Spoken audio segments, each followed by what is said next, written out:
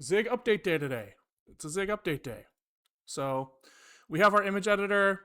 He's got a lot of lines of code in him. Let's see, git ls files, grep.zig,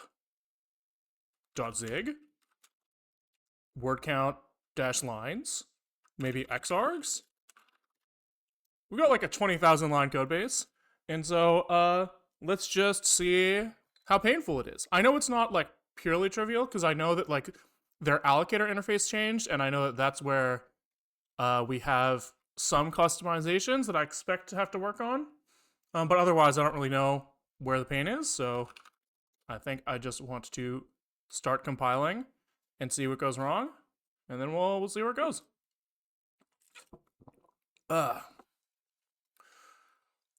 Zig build, baby. Okay, so in typical Spherophoria fashion, readings for nerds. So I'm not going to do much of that. I'm just going to follow errors and then maybe look at source code, or like we'll kind of like read as problems come up. So build Zig's on. He wants an enum literal, which is kind of fucking weird. Zon. This is 14 release notes, right? So if we just go here, maybe they'll explain to us. That's not really it. This is just telling us that we have the ability to parse Zon at runtime. I don't really care about that at all. I want to know what it's complaining about. I think maybe having like the Zig source code checked out is probably going to be useful. Probably. Like they have to support remapping your allocators, I guess. Equals dots. No cheating. I mean, I think you're, yeah, this is reasonable. But I want to know why. I'm kind of more interested in that. Git fetch all tags, question mark? Why can't, oh, it's because 014 isn't checkout. I'm a dumbass. All right. Do they have files in here? .zon? They do. So they do like .name.zig, but like why? Why, you know? Can we do like a blame here, and we can look at the commit where they did that? Update Zig's own manifest file to conform to its new rules. Sure. Where did this come from? Oops.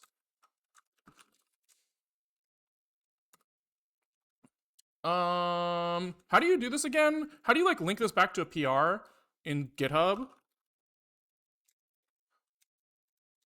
You go like pull requests. Can I like just slap this hash in here?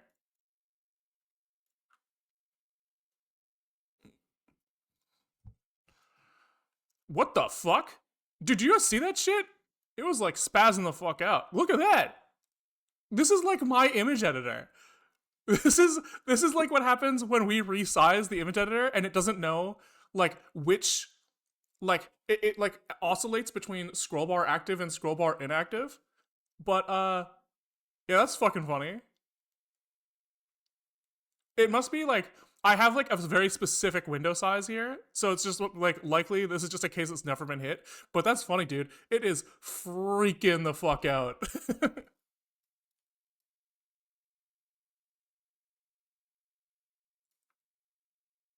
It's something to do with like the header. It's here. It's right here, which does not actually seem like it's gonna be like browser size dependent.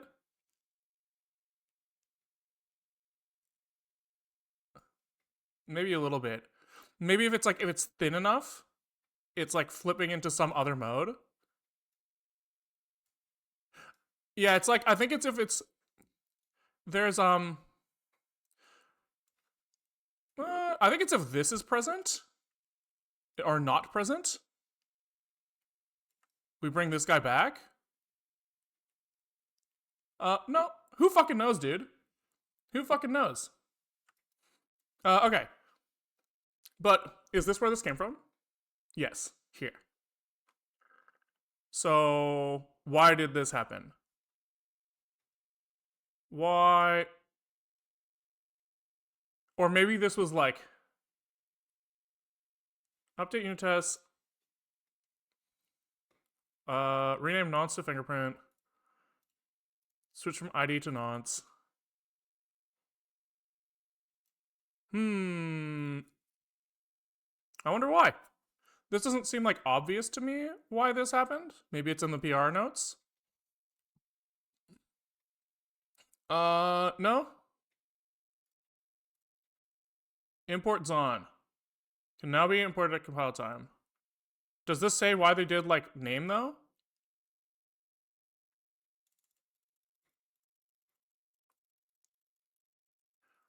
Like, I don't, like, it feels like a string would have been fine.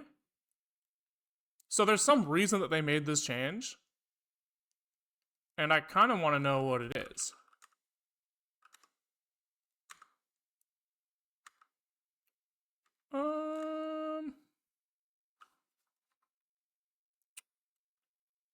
New package hash format. Sure. But, like, name must now be a bare zig identifier. Conservative rule. Oh, just maybe so that the hashing is limited to a certain set of characters? Maybe? It has these restrictions. Checksum is computed from name and serves to protect zig users from accidental ID collisions. Okay. But, like, why not just write, like, a sanitizer on the string name? I guess maybe, like, it's just free to do it this way. It just seems so strange to me.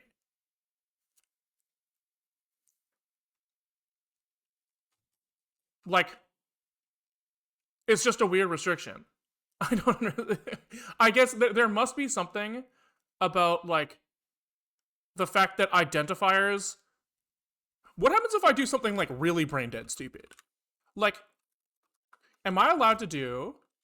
Okay, first of all, so this should pass if I change this to this, right? Oh, no, it was zig build. Am I fucking high? Missing fingerprint field, they're saying, like, use this. So I'm like, okay, I guess I just copy paste this.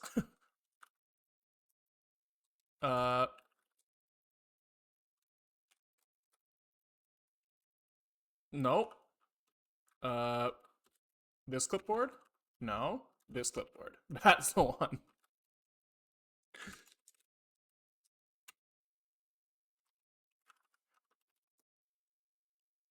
Okay. Cool. So that starts passing. But now can I start doing some, like, dumb shit? Like, this? Bear. Ah. They're getting tricky. What is the Svimp repo? It's my image editor. This guy.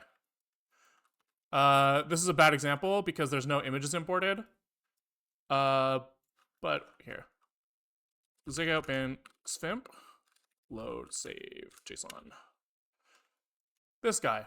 So his idea is that he's supposed to replace, like, GIMP and Photoshop, and he has, like, like a stack of shaders, right? So here on the left, you're seeing, like, a dependency graph, kind of. So, like, this cutout of Cersei Lannister is based off of a mask and an input image, and the mask is based off this path that we traced above the input image. And, like, this red Slurpee is based off of this tinted thing, and we can, like, change the tint and stuff.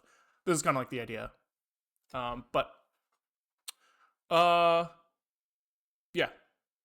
That's what we're working on, and we're trying to fix it. How do they check the at? Is that represented as a different type? They did say they want something bare.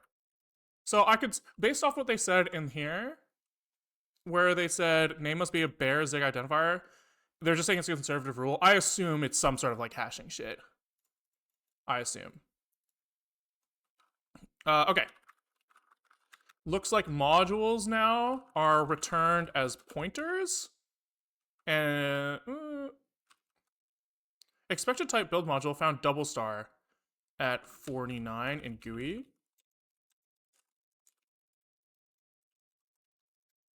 So the root module used to be a pointer, I guess, and now it's not? Okay. What's next?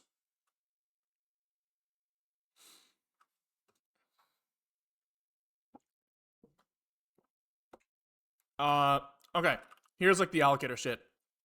So I think I read somewhere that on some platforms, you don't know the page size at compile time. Like on like MacBooks or something, like ARM MacBooks, it might be using 16K page sizes and it might be using 4K page sizes depending on like some boot configurations or something. So you have to like detect it at runtime. Or maybe you can you can pick one or something like that. So let's look at 235 here. So this is gone. Page. Can we look at the maybe Zig standard library? Or we can look at what they do in the other allocators. That's probably the play. So we probably want to go to like stud, heap, like somebody must be using page size in here. Maybe we just grep. That's probably easier. Let's open the Zig. Lib standard heap page here.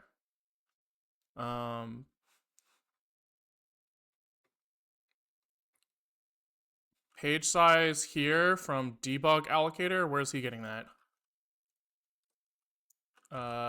Debug allocator.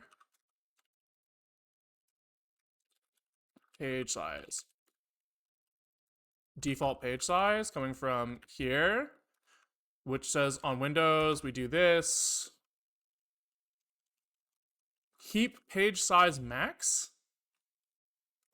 Comp time known maximum page size of the target. Targeting a system with larger page size may require overriding this. Okay. Then there's minimum page size. But then like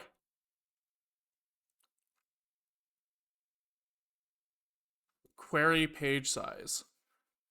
Okay. So. Oh, interesting. Interesting. So this says, hey, operating system, what's our fucking page size? And then does it stash it somewhere? And then like, how do, okay, page size max and page size min come from options, which are compile time known. Overrides these. Oh, but they're not necessary. Oh, I see. So we can configure them. Otherwise, they use the default here, which looks like it's using like just 4K page sizes for most things. Some cases 16K. So it seems like using these is wrong.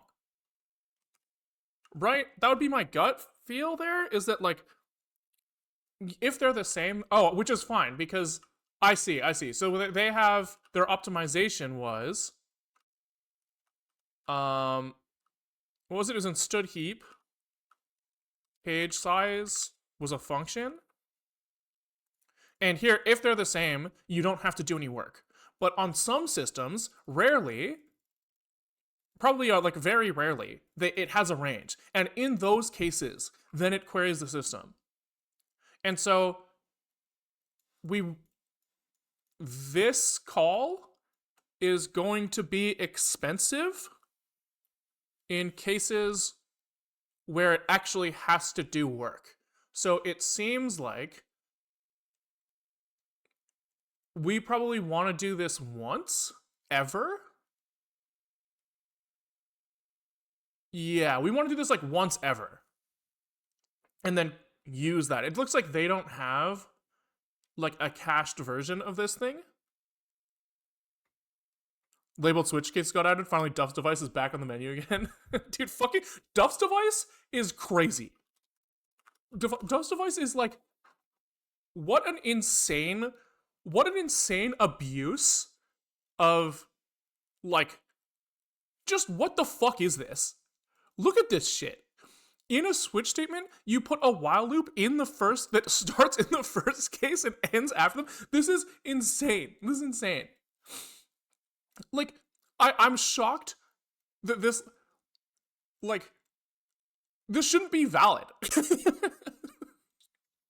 It's glorious. That's what it is. It's just like, just use go-tos at this point, right? Surely. There's a cache version in there. Oh, nice.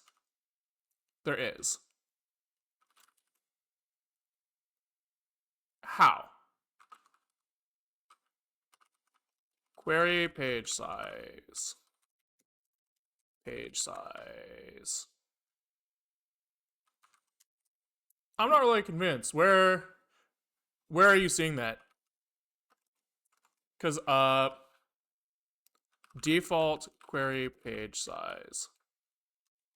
But this is not a cache result. Oh, I missed that.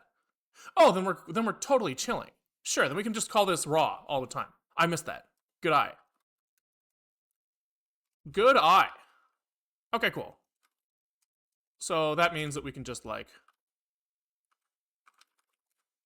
why does my build check not work anymore? The fuck? I guess our check step is like abusing some knowledge about the standard library's build system that might have changed. So like how do I explain this? So before before, when you called build install artifact, you would you would like make an executable in the build system. You would do like executable equals b, like add executable, some stuff with like build zig or main.zig or something, right? This would create, I think, some sort of like, I think it's std build step compile, I think is what this would make. And by default, like, since this is like the build zig is constructing some sort of like build graph, this wouldn't do anything until you typed install artifact on executable. And then what would happen is when you type like zig build or zig build, he would run the install target. And the install target would know that he's using this executable. He'd build this executable. And since he knows that like when you type install artifact, that means that you need to emit some binary file somewhere. That would make it so that would reconfigure this executable. It would be like, now do llvm emit, right? And this step was like fucking slow before, right? And so we knew that like this install artifact was what triggered this llvm emit. And so our trick to like making a check step was to do like, we would basically like clone this executable and install it as like a part of like a check. We would do like b step check, and then we would do like check depend on like basically like cloned exe step or something like this. This is what we used to do. And so like because this install artifact modified this executable, if we cloned it before typing install artifact, then it would be fine. Now clearly our check step is not working correctly anymore. So I'm assuming that like this hack just is not valid anymore. That's my assumption here. But we can take a look. Christoph, thanks for the raid. What's up, guys? Hope you guys had fun over there. We are trying to update our image editor code base to work with Zig 014. There's a couple like obvious problems with it right now.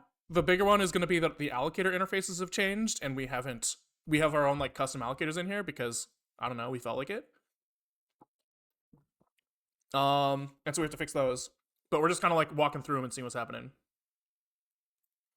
Aren't you doing const check equals this step compile then check equals executable? Yeah, I don't really know how we generate this like cloned executable thing. We can take a look. Yeah, that is what we're doing. So presumably,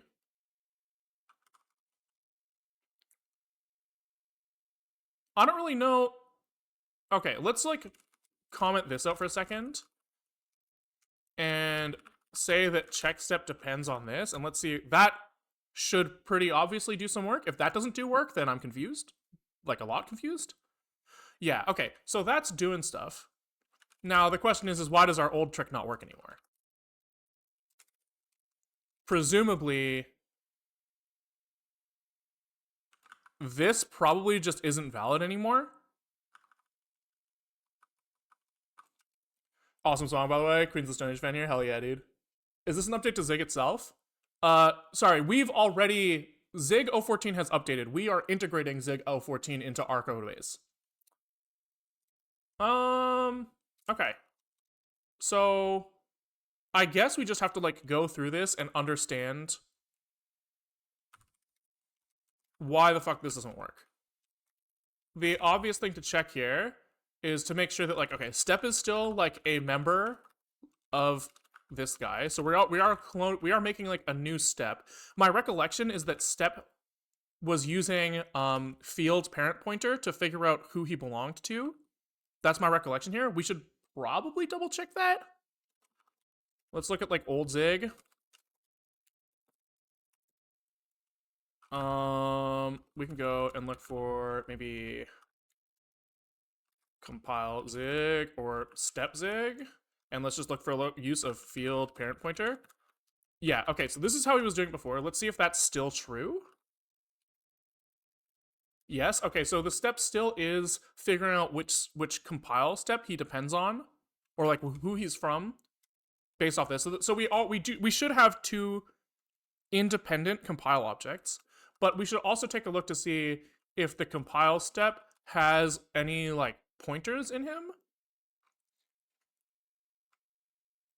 It doesn't look like it to me. Okay, can we...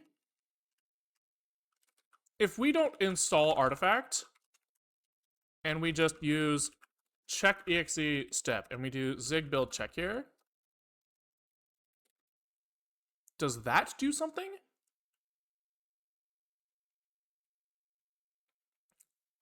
Okay, so that's interesting. That's interesting. So, something's wrong here. This should be, like, yelling at us. Right? So this is the problem. Is that if we don't install, the thing just isn't fucking built. Maybe we have some cache issues that's worth looking at, just in case. Just in case.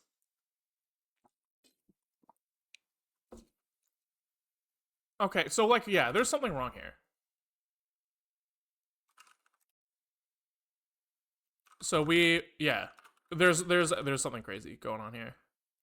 So it looks like the executable just isn't built if it doesn't emit something. It's like our problem is like we need install artifact even more than we did before. Right? So like it's like the build step. Okay, does this guy modify? He must, right? Does he? But we'll double check. Does he modify this thing? So we are saying install this artifact. Does he touch the artifact at all? Not. I think it could be through these. Get emitted bin.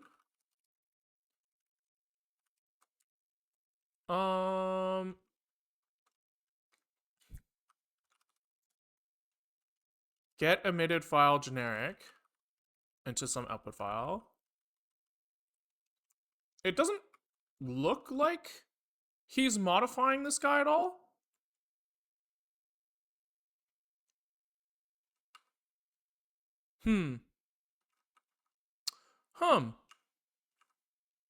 That's annoying. Zig 014 check step. Has anybody hit this already?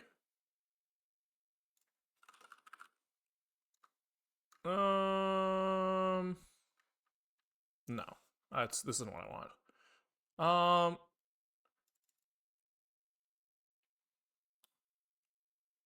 Yeah, what the fuck? We need to like look at the build graph, I guess, and like understand how's that. So if we do check step depend on and install, does that make something? So that works, but if we comment this out, it doesn't anymore. Right? That's what we're seeing here? Yes. Which means that install artifact has to be modifying this in some way. And we just need to figure out why that's causing a difference. So I assume that it's not this, right? Because the install artifact. Oh, I guess he is calling some functions on this guy that could change this. So what is this? Options.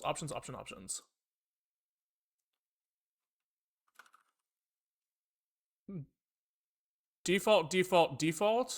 We're probably using defaults everywhere. So default, he's like, do I produce a PDB file, for example? Or like, my guess is that it's not these. I guess we could just start like calling functions that guy calls and seeing which ones it is, right? So we could like grab all, like just basically copy paste this whole file and then delete anything that doesn't have artifact dot in it. And we can just start like calling functions that this guy calls and see if this solves our problem. I assume it will, but if it doesn't, then that means that we're like looking in the wrong spot. This is gone. None of this matters. I don't think this matters. Can we do like, if we align these guys, then we could do like this. And I guess we just want all of these guys to be like this. Okay. Let's see if this changes our behavior at all. Oopsies.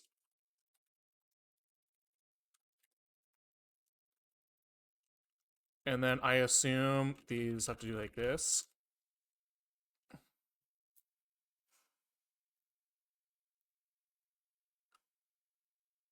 Unreachable code. Okay, sure. So we shouldn't be calling all of these functions all the time. Like get emitted H, he's mad. So we just won't do that part.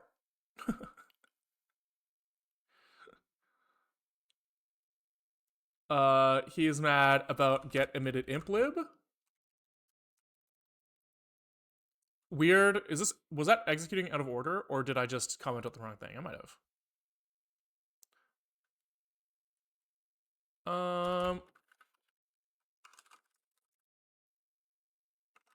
I mean, I guess my assumption here is that get emitted bin would be enough. Let's just try that first. Let's start small and work our way up. Okay, that's a good clue. So this is changing the behavior of this guy in some way. So like, what the fuck is he doing? Generated, he's creating a generated file. Generated file depends on this stuff. What the fuck? But like, this is not going anywhere. This is just like, I'm a generated file, I depend on this step, and then he returns that. But how could this modify the behavior of this target at all? If we're just discarding this thing, right? He's just like, I'm allocating some memory. Then I am setting this guy to that allocated memory. Dude, I feel like I'm going fucking mental. This should do nothing. Right? I'm not high? This should have zero effect on the existing target. Right? Right? I mean, comment this out, run zig build check again. This is how I feel every day trying to learn programming. Yeah, it's kind of nice. I don't feel this way that often anymore. So it's kind of nice when it happens, when you're just like, I'm so fucking lost that like I have no fucking clue why this is behaving this way. Get emitted file generic. Oh, because his output is himself. Ah. Okay, this is interesting. Okay, so generated bin here, we must be changing our behavior if generated bin is not null.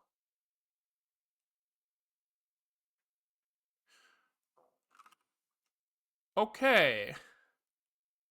That's a clue? So can we, is there a way to log? Like if we like zig build with like verbose, like can we like zig build? I want to just like have him like print out just like everything. Verbose. I want him to like just like fucking tell me exactly what commands he's executing, right? Because like what we're seeing here is that we're seeing things like zig args append, right? So this guy is pretty likely going to spawn another instance of zig with some arguments to compile this thing and send it somewhere.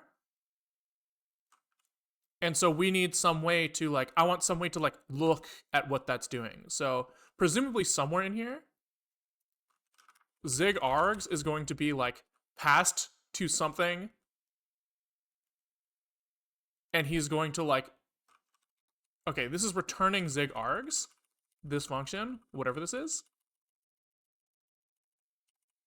So get zig args, we can kind of follow that. And then we have eval zig process, which I assume is going to tell us, you know, he might print this thing.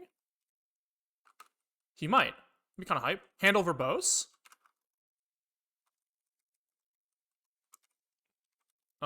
If be verbose, he prints it. So we just look for who sets this. I know you guys have told me the answer, by the way, in chat. Somebody said summary, someone said verbose, but I wanna tie it back. You know?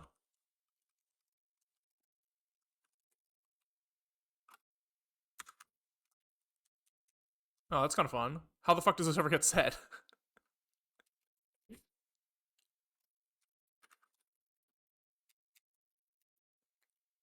uh, build grep verbose equals.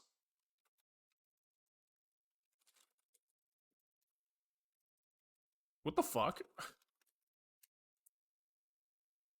It just comes from parent, but like, surely parent verbose comes from somewhere, right? That's so strange. That's so weird.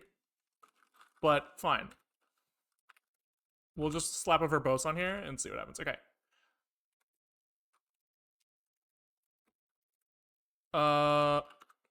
So we turn this off again. And let's see if he's actually running zig build exe. That's a good clue. So this is actually fucking running and just not doing anything? That's weird. So if we turn off no emit bin, that's gotta be a bug, right? Is arg parsing in build runner.zig? Ah, maybe.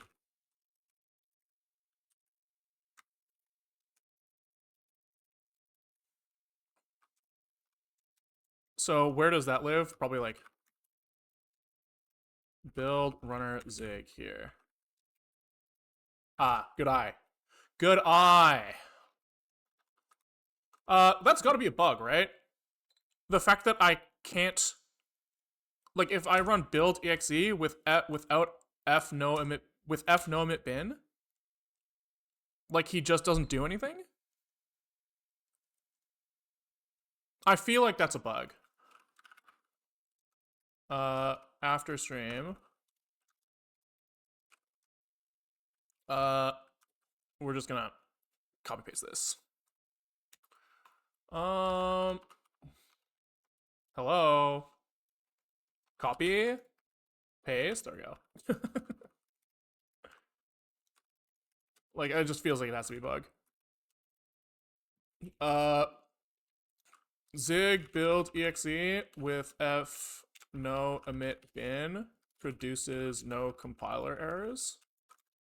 I'll look into this a little bit more. Oh, there's an issue for it already? Nice. If C files are in the build. Aha. Nice. So maybe there's nothing for us to do here other than comment like, I'm hitting this as well. What's this guy saying his workaround is? Oh, I see. that's a workaround, I guess. Just don't do it. I guess that's our workaround too. All right. Fine. So we just put this back to how it was. And comment this out. And we just say, you know, f no emit bin, no errors emitted if no f emit bin, and we'll maybe link the GitHub issue too.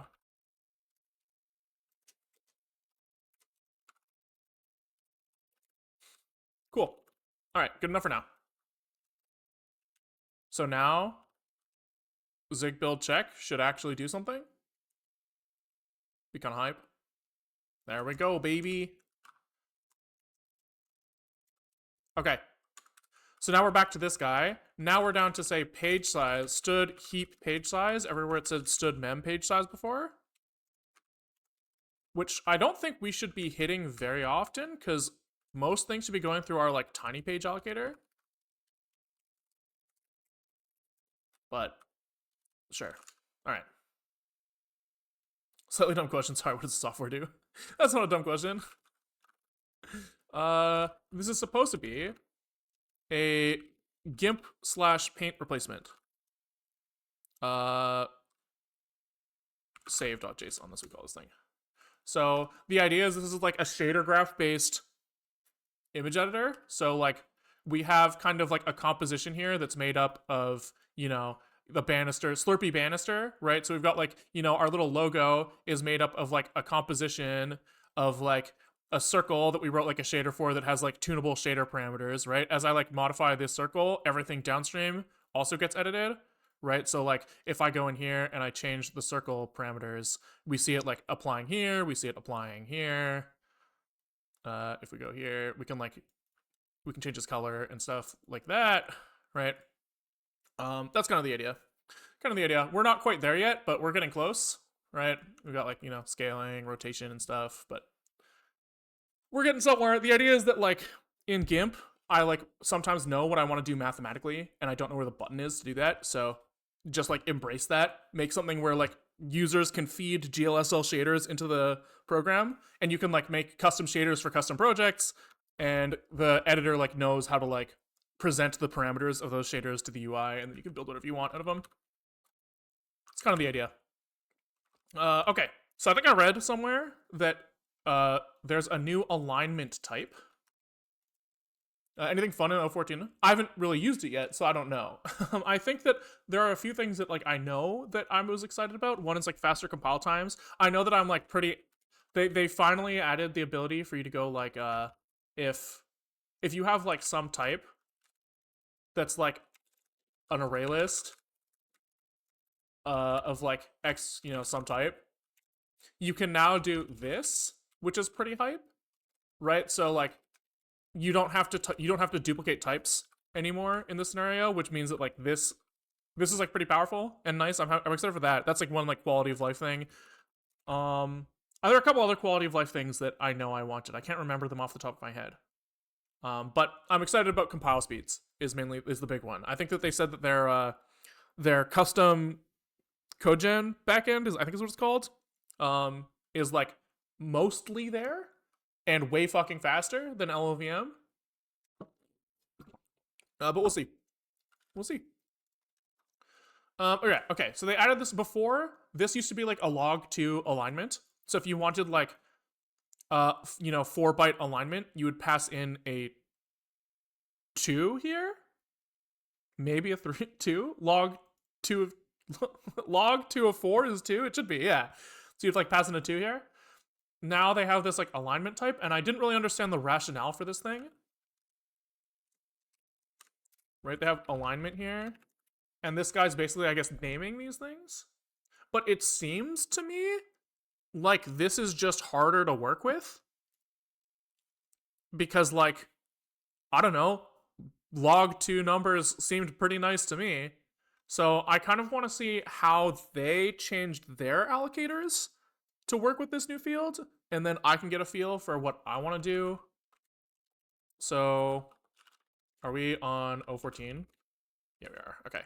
So can we look at like lib stud and look for memzig and alignment and git blame this file, which should tell us when this alignment came in, and it came in add stud mem alignment API. And like, what else did they do here? They didn't actually implement it here, but presumably it is like around here. Presumably. So here, add stud mem alignment. Then where do they like implement this? I guess we should just look at the PR where this came in and see what is going on. I'm curious to see compilation speed with the x86 backend. Do you need to pass something like fno-lvm now? I forget. Yeah, I think it's not enabled by default, so I think you do need to pass that still. But I think that they were saying that it's like close enough that it's not that big of a deal. Okay, so can we look at like, you know, something like the page allocator? Here he has changed his alignment to alignment. And so before, let's look for some like maybe fixed buffer allocator is nicer. So here they had log to align. Where were they using log to align in here before? They were just discarding it. Fuck, okay, so this is not one. That's crazy, isn't it? Shouldn't every allocator be using the alignment? How the fuck can you write a fixed buffer allocator that doesn't use alignment? Because surely it matters, right? Am I high? Where is this thing now? It's in stud heap. Like, because if you allocate some stuff and it's not aligned to what you asked for, you'll fucking crash. Oh, now they're using it. So they're just using 2 byte units. And then using align pointer offset. Okay. Its page allocator can only allocate in page alignment. But like, oh, that's page allocator. Oh, I'm a dumbass. I see. Good eye, good eye. I was just looking at the wrong fucking file. Yeah, that makes way more sense. What about like, I don't know, arena allocator? How did they modify this guy?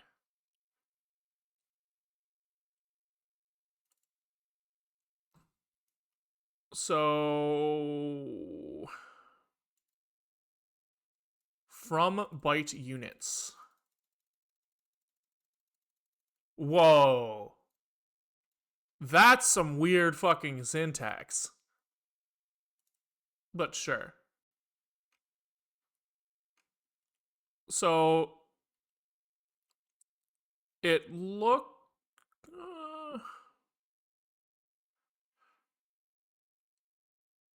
sure. So most things are working in byte units, not in log 2 units, sure. But like I was doing like math on these log 2 things. I was doing like comparisons, being like if my alignment is less than something, like freak the fuck out. So like I kind of want to see, it looks like they're just using, oh here, like stuff like this. So here you were working in byte units here. I see. So it looks like maybe they're just working in byte units most of the time. And so you just go like 2 bytes and then do your comparisons in that space. which is like fair, I guess. Sure. I guess that works.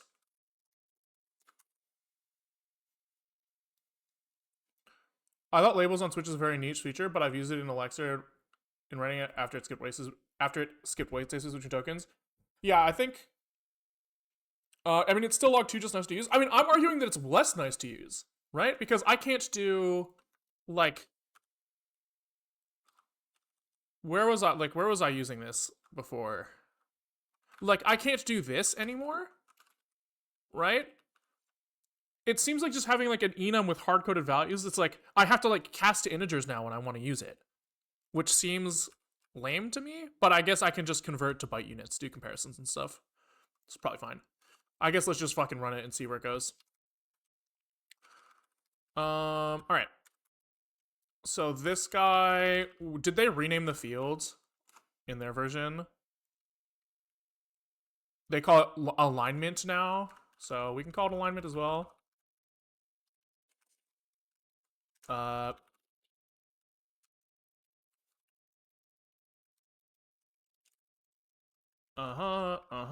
now we have like alignment, and now this assertion doesn't work anymore. So right before we were kind of like we had some length, and we were going like, let's find out what alignment. Let's figure out which free list this thing goes into. So that's still fine. But now this guy, we're saying like, let's assert that the alignment they asked for is less than which list we would pick. Sure. Yeah, because like theoretically, if somebody said, give me an allocation of 2 bytes with 8-byte alignment, we would do the wrong thing right now. And so we're just asserting that that is not the case. Alignment has compare methods. Yeah, I did see that, but they're kind of like, it's just a weird way in my brain to do it. So we could do like, what is it? It's like alignment, compare, that this is less than or equal to log 2 len, I guess. It just feels weird. But yeah, I guess we could do this.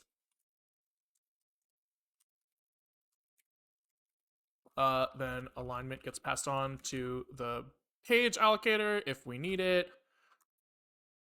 Block allocator, Alec, this guy is like, please, sir, I would like an alignment now. Alignment. Is that how you spell that? English is so fucking weird. Lignm. That's just like, it looks like a set of characters that shouldn't work.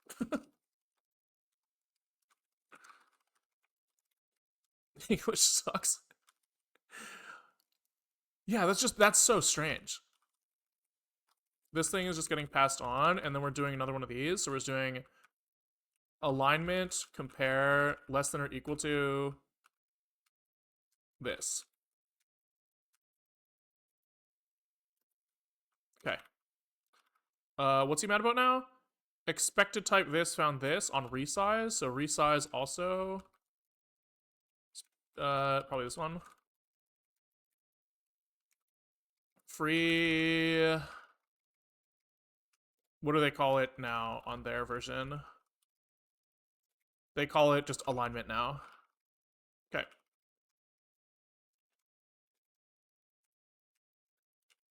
All right, and then this is just going raw free, sure. Fuck it. What's he mad about now? Missing field remap. Okay. Is this thing mandatory? Yes, this is mandatory. Attempt to expand or shrink memory, allowing relocation. When is that? Why would we want that? So this is like an optimized version of like, basically you have like an array list. You have like some memory that you've allocated for, you know, A, B, C, D. You run out of space, and so you want to allocate a buffer that's twice as large and copy the A, B, C, D into it, right? But this is saying like, hey, like you could like expand if you had like some virtual memory addresses over here that were like available, you could do that. You could just like expand this thing, but like maybe there's some sort of like system level memory APIs to let you like change the virtual memory address of this part and expand it at the same time so you don't actually have to copy. That would be my guess as to what this would do. Right? So you say, hey, Linux, I know that I'm at address 5 and like address 6 is already used. But could you just like leave this stuff in the same physical place in memory and then like just make this give me a new address that has more space after it? That would be my guess. That would be my guess. Here's examples from Andrew on why this is useful. Resize used by arena allocator to grow. Yeah. So this seems like it's like a good API and an improvement, but all of our allocators right now don't even resize because we wrote them because we're like Garbo, right? So it seems like we can probably get away with just not implementing remap as well. So maybe we could just have like it looks like we're going to be doing this many times, right? So we could just have like something that's like function null remap that conforms to whatever API this guy wants. And we'll just kind of pass that everywhere. And then, sorry, he wanted something else as well. It was return a optional pointer to U8 slice. Okay. So here we just kind of boom, boom, boom, boom, and return null. Presumably, right? That's got to be what they want. A non-null return type value indicates that the resize was successful. The allocation may have some address or may have the same address or it may have been relocated. In either case, the allocation now has a new size of new len. A null pointer indicates that the resize would have been equivalent to allocating new memory, copying the bytes from the old memory, and then freeing in the old memory. In such case, it is more efficient for the caller to perform the copy. Why? I mean, I'm fine. Like, I just don't want to implement it, so I understand why it's better from a like code reuse standpoint, but why is it faster for the caller to do it? I guess because the caller might have like sparse data that he doesn't actually care about copying at all, and the system doesn't know that. Like leveraging the type info might be useful in some way. Although I would assume that any like resize operation is just going to be like mem copying, which is just like I think that it's actually probably faster to just copy all bytes because like then the CPU can predict more effectively what's going to happen. That'd be my guess. I don't understand why this would be faster. It seems like it would be equivalent, but maybe I'm missing something.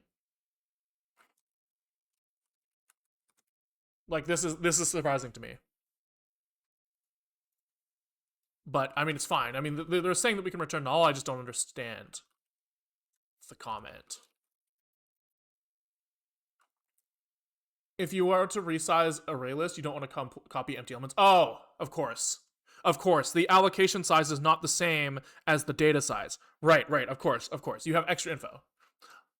I knew that you had extra info. I just couldn't figure out which extra info. Of course, that makes a lot of sense. Okay, who's next? This guy. He expected an align. Oh. So here, I guess we don't have to call log to int anymore. We call that function that like creates an alignment from bytes, from byte units. So now here we can call from byte units like this. Oh, that's kind of cool. So you don't you just get like that's weird. That's gonna take some getting used to, but I think that works. Remap is null remap. What's he mad about now? Probably that these APIs are using the wrong type. Alignment. Boom, boom. All right, next. Log2 len. So this is the same shit where here we're doing log2 int ceil. What does their from byte units do? He asserts that it's a power of 2. So we can't do it that way. Instead, we should be like enum from int, I think, is the way to do this here. Because I think that they've specified that these enum values do match what you would expect. So I think that's fine. Okay. Now we can't do this comparison. We're saying, yo, if we are bigger, is check what you want.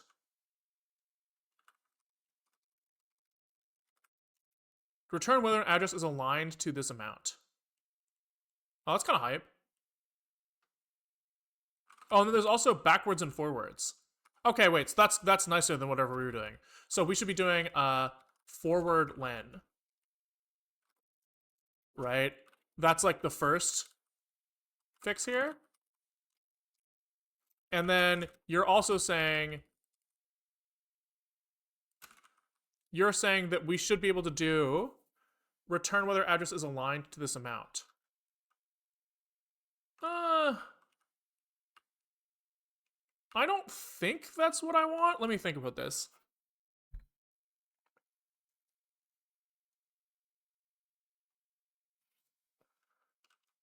Oh no, this is wrong too. We don't want forward. I lied. So we're trying to get an alignment from a length. So we want, like, it does look like we still have to do, in order to figure out this thing, it does seem like we still have to do that math ourselves. And I guess we don't want this to be an alignment all the time. We still want this to be a U size. Or a U6, or whatever the fuck this thing turns into. Which means that here we need to do from, we do the int cast here, or the enum from int here. Because here we still want to use log2. Okay. Although now it looks like our max size log2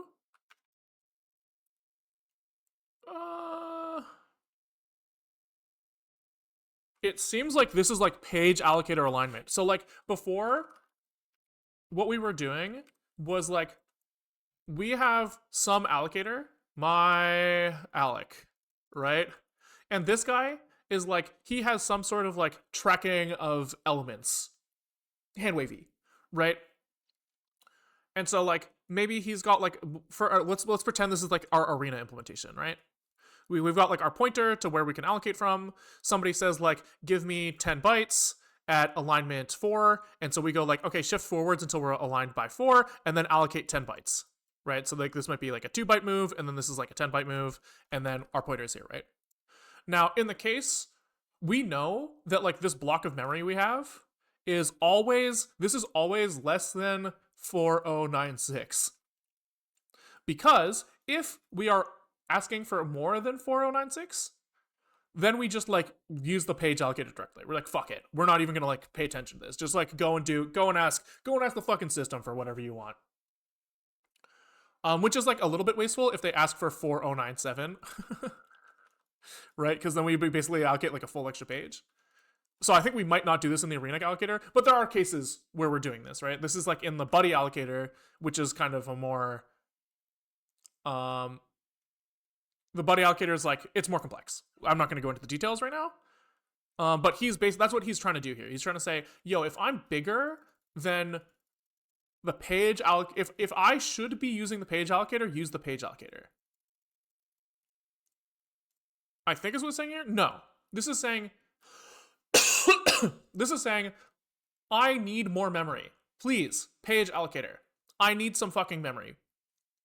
And I know that I should be asking for things in this size unit. Yes. So we're saying, yo, this is the maximum size that I am willing to track in my allocator. I'm not going to track allocations bigger than 4096. So, like, if it's bigger than 4096, go somewhere else. And yes, that's what this is. So that seems fine to me. It's just that our context that is going fed into this guy should be maybe also we could just do like a function that turns this into an alignment. That seems fine. Or we maybe don't even need that. Maybe we just cast it. I think that's the play. Just where we need to, we just do this. Sure. I think that makes sense. Okay, resize. He wants alignment now. And it looks like we should just have like null resize as well here, to be honest. Why the fuck not? It seems better than doing this more than once.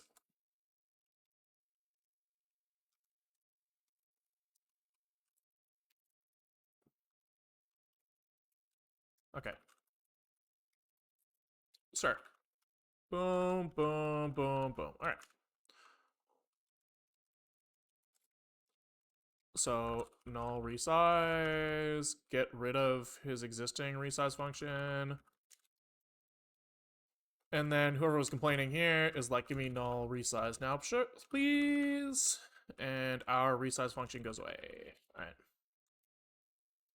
Alignment, alignment, alignment, alignment. The page size is a runtime value, that's why they changed the allocators. I don't agree. I think you could easily have changed you could have pulled for page size runtime page size without making this enum. This enum is like a code like they decided that it is nicer for some reason. I don't think I agree, but that's not it doesn't matter what I think here. I mean, I do like the idea of strong typing typically, so I kind of see where they're coming from, but it just feels like I'm using this thing as numbers so often. Like, I think that, like, I prefer a strong type that looks like this. You know, so I'm going to have, like, centimeters, right? Is going to be a struct. I like doing it like this because then when I want to do math on this thing, it's really easy to just be like, I have, like, some, like, centimeter, right? And I can do, like, this times or like plus other dot value, right? That becomes like really easy. But they've kind of opted to do their strong typing as enum, right? That's like backed by a usize, and then they like that, which just means I feel like it's harder because you have to do like int from enum and enum to int everywhere or whatever. But that's just my view on it. Alignment, alignment, alignment. All right. This guy is a enum from int here. This guy is mad because what? Error expected type. Array list unmanaged found type of dot thingy. So what am I trying to do here? I'm trying to initialize some set of array lists to be default initialized. And I think I read in the patch notes that you can do splat for this now. I don't know why what was there before stopped working, but I think this is the new way. That seemed fine. No field name pointer in built-in type. Oh. What is there then?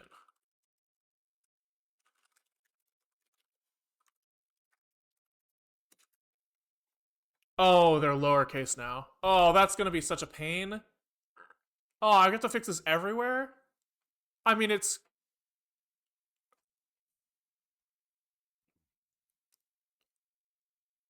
Why? Oh, because this is, yeah, I mean, it does fit the, like, the naming conventions better. because this is not a type, so it should be lowercase.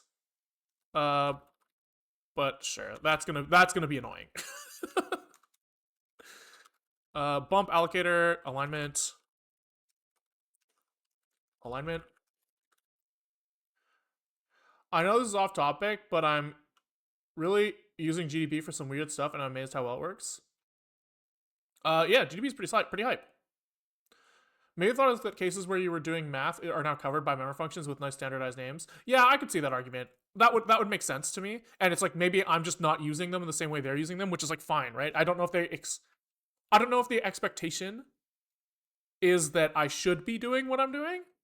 Like you know what I mean? Like if I'm doing something that's different than the standard library, then like why should they expect to cover my use case? Like I kind of understand that the standard library is meant for them. If you see him log in chat, you can blame him. Yeah, that's fair. I could also just ask him. Oh yeah, I think you're saying to do splat empty instead of default initialized. I think I did see something about the fact that default initialized like this is now discouraged because like I think they said something about like if you can get into an invalid state by changing one of these two things, then you shouldn't you shouldn't use default values. I think I saw that in their patch notes. They kind of said something like that. So having this thing be explicitly the empty type does feel a little bit better because you can actually write .capacity equals 10. Exactly. Yeah. So like I could, if I did something stupid and did this would compile but be like totally fucking invalid, right? And so like this is safer, and I'm assuming that eventually they're probably like working towards eventually deleting these default parameters entirely. But they don't want to do it right now because like they want to give people time to migrate, I assume is the reason there. Align forward log 2. So this function I think is changed. I think this is now the same as alignment forward cursor. I think that's what they said. So this says return next address with this alignment. And what are they doing here? They're shifting left by int from enum a -1. Right, this is what I'm talking about. This is what I'm talking about. I don't like this. So they're taking the address, they're adding x, and then yeah, okay. They're clearing all of the bits underneath. Yeah, okay, that makes sense. That makes sense. So I think that's the same thing that align forward log 2 used to do. They're shifting left and then doing this same trick. It just looks a little different, but it's the same shit. I'm pretty sure. Pretty sure.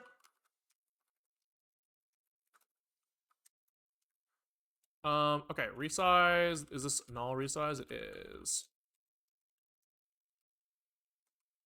Which it is here. Okay, I don't know why that wasn't auto-completing. Okay. And then I guess technically we have a null free as well. Null free. Fuck it.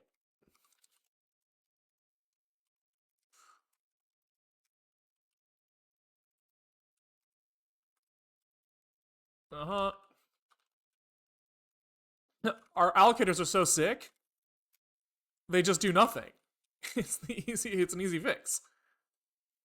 Where the fuck are we? General purpose allocator. So this guy is mad because this allocator needs to take an alignment. This is just a wrapper around the buddy allocator that we already fixed most of, I think. So most of this should come for free.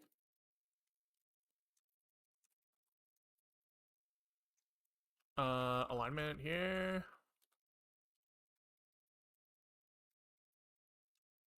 All right. Pretty sure I need stronger coffee than McDonald's to figure this out. Well, I mean, we're kind of lucky in that we're not actually doing anything right now because I've already written most of this code, right? We're just kind of like adapting it to fit everyone else. So we don't really have to think that hard.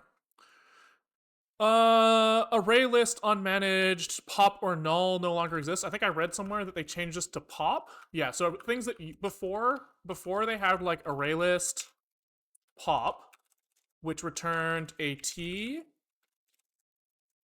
and crashed if there was no elements. Then they had pop or null to opt out of the like checking behavior, or pop opted out of the check behavior, pop or null did not. So do they have a pop without checking? Or are they just deleting that concept? Because like why is pop or null gone, but get last or null still exists, right? I would think that like if you're either going all in on like fuck it, you can't opt out of the checking behavior, or you can. I kind of liked the pop versus pop or null. Why did they change it? Array list. Where is this thing? Array list.zig. Blame. Pop. Oops. Pop. Okay. Array list pop or null to this issue. Sure. Let's take a look. Let's take a little peek skis.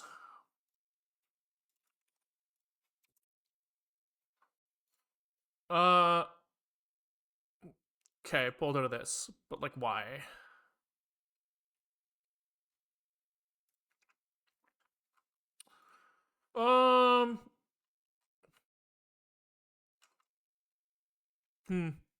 I wish. I mean, not to push my willy. How do I say this? I don't think I have any right to complain about anything that anybody else does, right? But like I wish, or I guess when I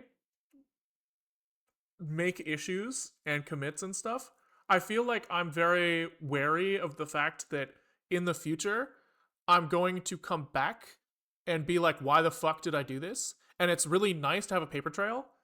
I've kind of like built this up as like a defense mechanism against my boss coming up to me and being like, why the fuck did you do this? Because like, sometimes I don't know, have you guys had like managers who once in a blue moon, so like very rarely, but sometimes will like grill you about a decision you made, and that like it was well reasoned, right? You're like, I did this for a reason, and I thought about the alternatives, and I'm like confident that like I did it for a good reason.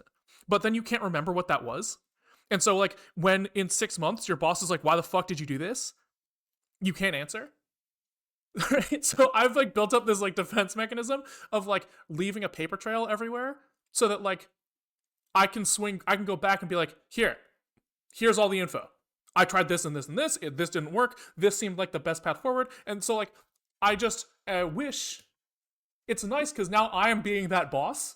Right? I am swinging behind being like, why the fuck did you rename pop or not the pop? And I just like, there's no paper trail. And so it's like hard for me to make, to understand. I'm sure there is a trail somewhere, but like, I am sure that like the people who work on Zig have the info in the head and they've talked about it amongst themselves. And so like the knowledge is there. It's just not easily accessible to me when I want it, which is like unfortunate for me. So I just have to trust. Oh, here's why. Nice.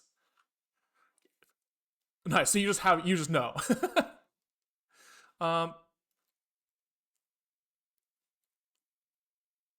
guess maybe the argument here is that if the optimizing compiler is like good enough, there's no reason to have the check or to bypass the check.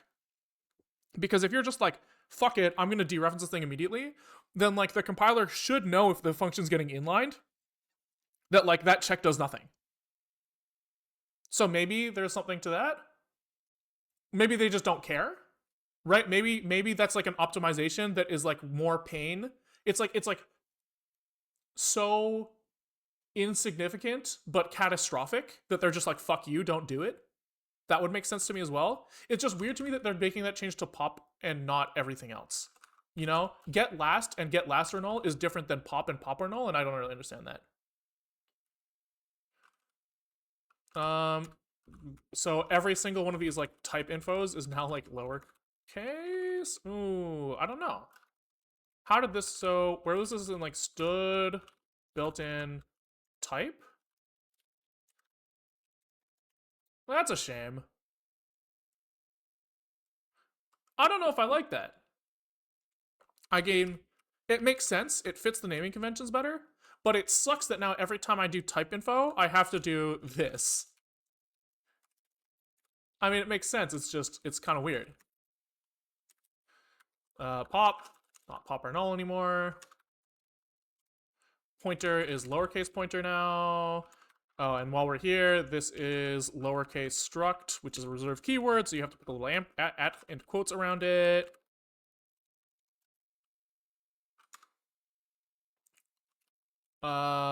Array, pointer, lowercase now. Everything's lowercase. Slice is probably also lowercase, I would assume. Yeah. You can't have a field and a decal with the same name now, so struct field clashes with struct type. Oh!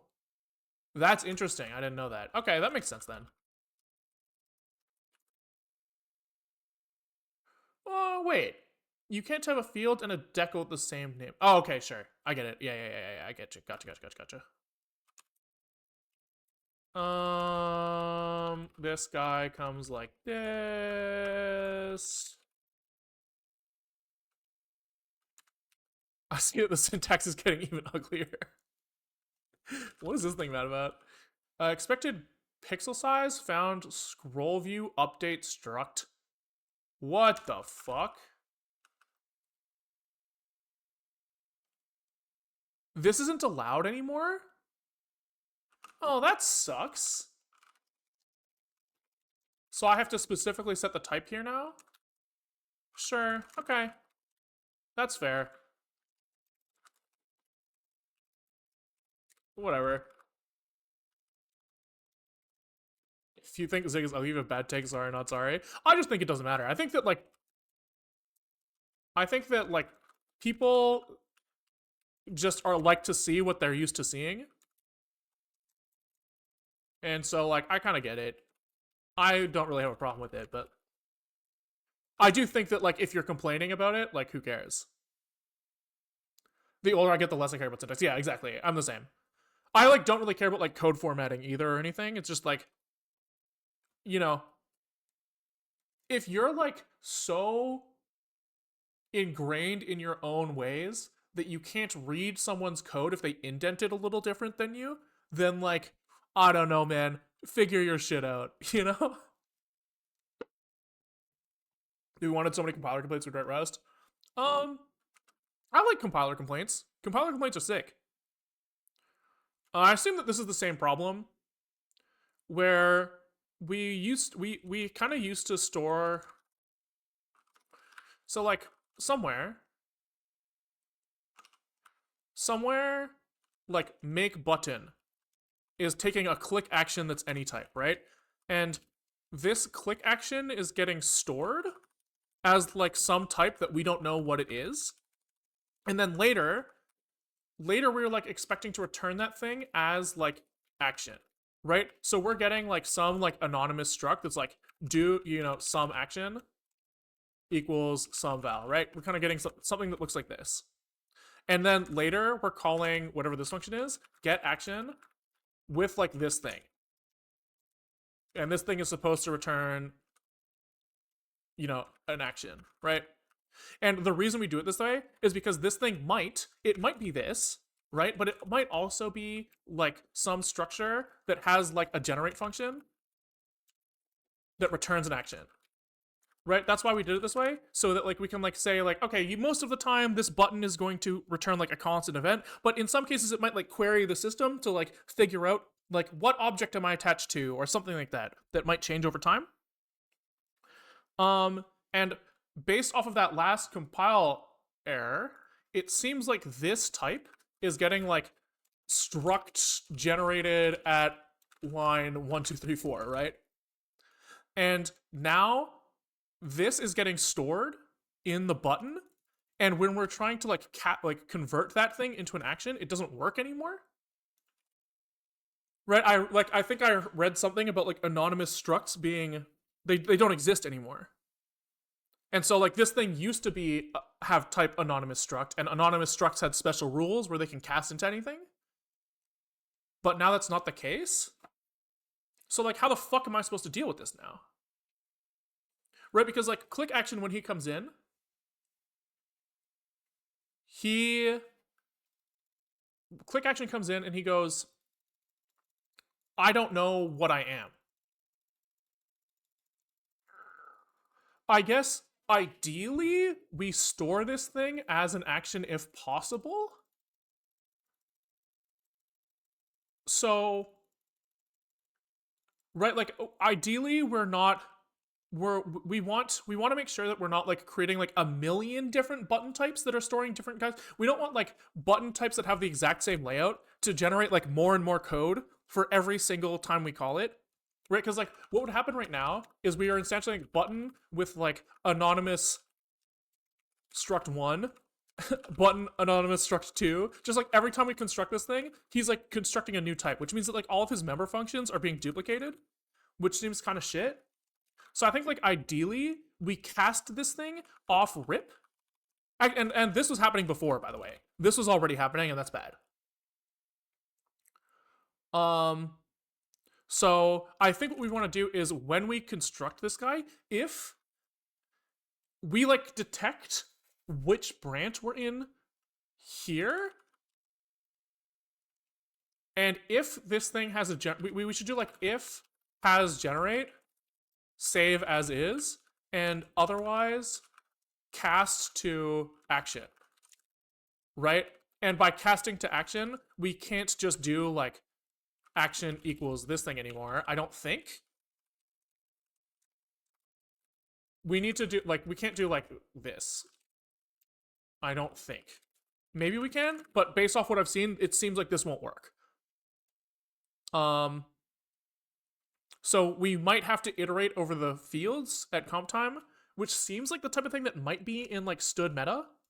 It just feels like something that would be in the standard library. Can we look at like anonymous struct types here?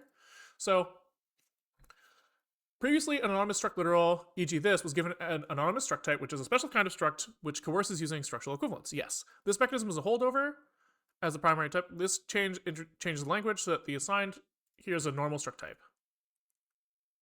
It uses a form of equivalence based off AST node and type structure. So how do we work with this thing? Like this from like I understand that like from like a compiler implementation perspective, they're saying this simplifies the language, sure. But like what about me? What am I supposed to do this now? Is there like a sign if structurally equivalent thing in stood meta? It just seems like the type of thing that would be there, right?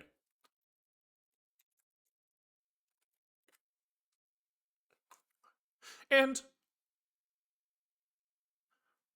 why does it like if can I just not can I still do this?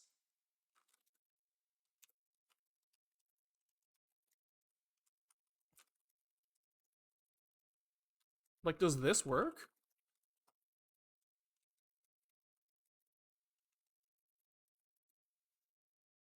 So this still works, which means that they have some way of basically doing structural equivalence as part of the assignment operator, but only like what I don't understand is they're saying like this thing has like a type now. Result location semantics. This is probably what we're looking for. During compilation, Zig expression, every sub-expression is assigned optional result, location information, blah, blah, blah. The type annotation here provides the result type. Yep. Okay, so result types are propagated recursively through expressions where possible. For if we have this, then this is given that type. allowing the language to perform this coercion before taking a reference. So this guy has result type S, which means that this guy has this, which means predefined as okay. Yep.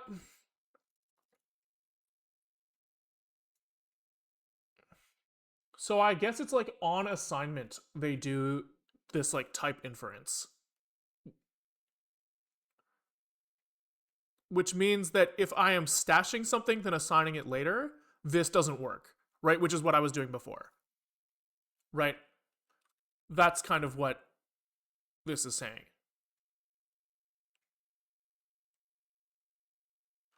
Which means that, yeah, this, we can't make this work here. I'm pretty sure that means that this doesn't work, right?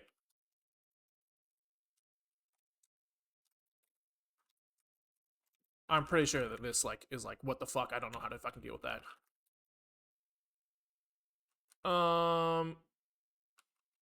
That's like, sure. Okay,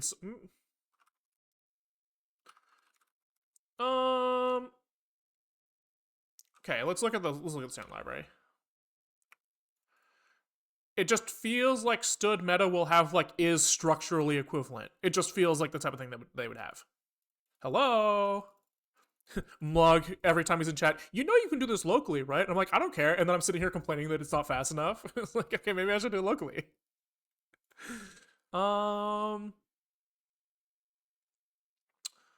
Equal? No, these are like the same type. I want to know if like the types are the same. I don't really see a function in there that looks like what's like container layout. No. Yeah, fields, field names, field info, field index. I wonder if you can do like type info equals equals. Or like a tree walk of the type info.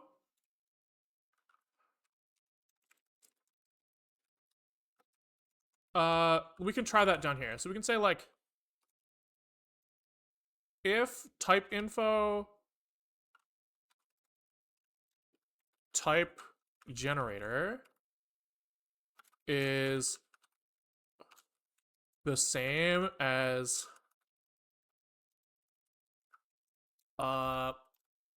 the type info type action, which is already a type.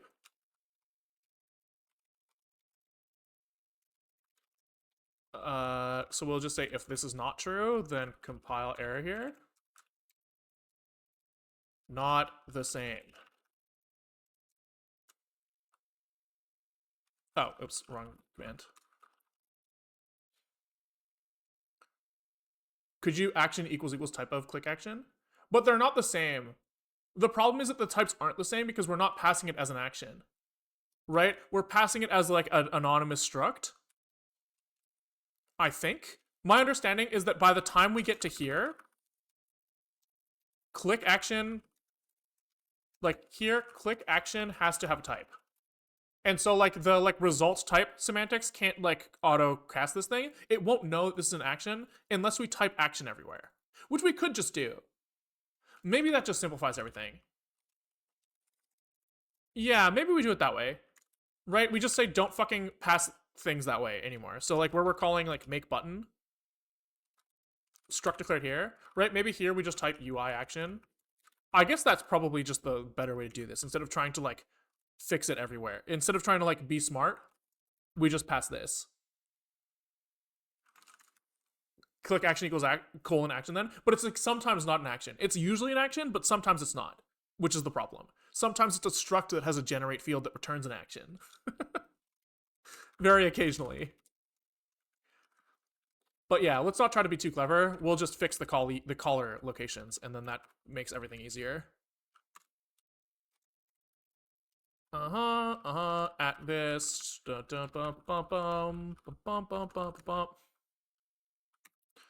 Another one. Another one. I wonder if I'm doing like too much generic programming. Why do we have so many of these like type infos? Bump. And these are all the same thing, right? All of these guys are just basically trying to say, like, if this thing is a struct with the generate function, call that thing, otherwise return the pointer to the thing that we've got. And it's just like, this is all over the GUI framework. I assume that this is like this now. Yeah. Pointer. Struct. And lower cases, please. All right. If you want to compare types, you can do this. Yeah, okay. That's nice. I'm glad that that does work. Um, but yeah, I think it's better to just, it solves multiple problems at once if I just pass the right type.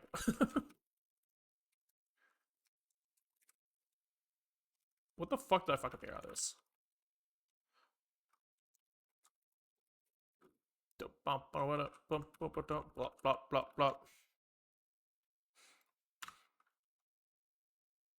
Wait, are we done?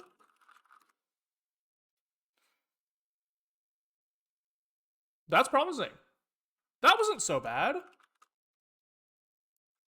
How fucking broken are we?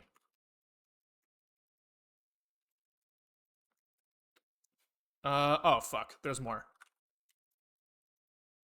So all of our build zigzons, we need to update the names. So can we do like find dot dash iname build zig zon and do exec nvim on all of these things?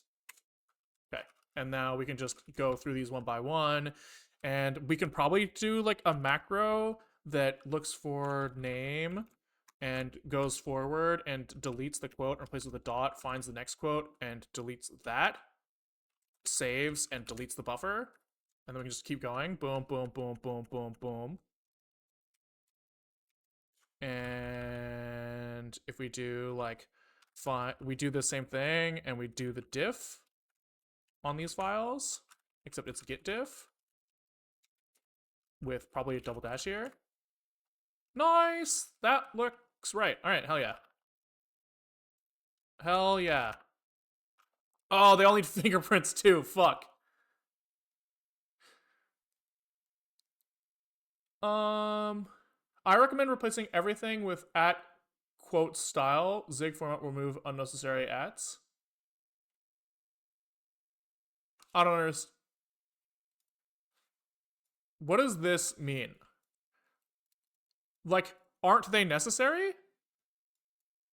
Like, anything where I have at quotes here is because the thing didn't work.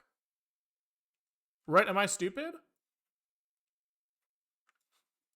Pointer to pointer, struct to struct. Oh, you're saying I could have just done like a search and replace for this, and then Zig format would have automatically fixed these to look better? I see what you're saying. Well, too late for that.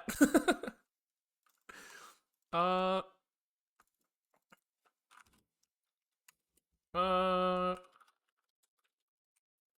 this is annoying. Can we ask Zig build to like, can we autofill the fingerprint field? Auto, like, fingerprint. This is a globally unique thing. Auto initialized by the toolchain when the package is first created, then never changes. So we just have to do this, right?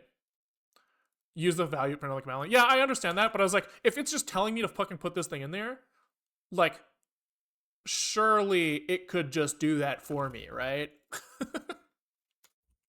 Oh, we did this already. Surely.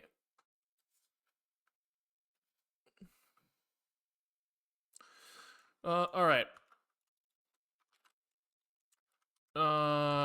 Fingerprint is equal to this. Because it just seems like this is so error prone. But Whatever. Right, because if I just like fuck up my copy paste here, like I think I hit Control C and I don't. 716, yeah. Then like we would have like two packages with the same fingerprint, which would be a big no-no. But whatever. Previous releases, Zig format used to do some autofix, like built-in name changes, I remember. It's just a random number. I don't think it is. I'm pretty sure it's some hash, right? If I run this. Oh no, it's not.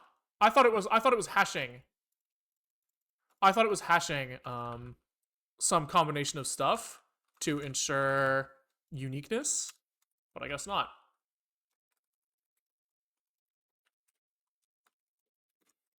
I guess not.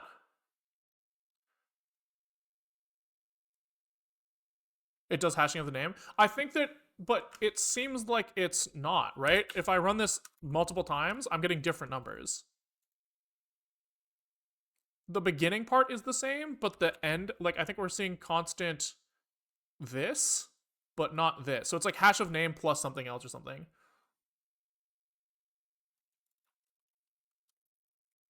Okay.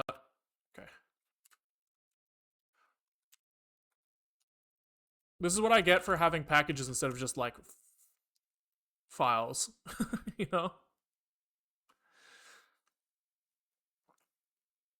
All right. Boom. Like this. Bump, bump, bump, bump, bump.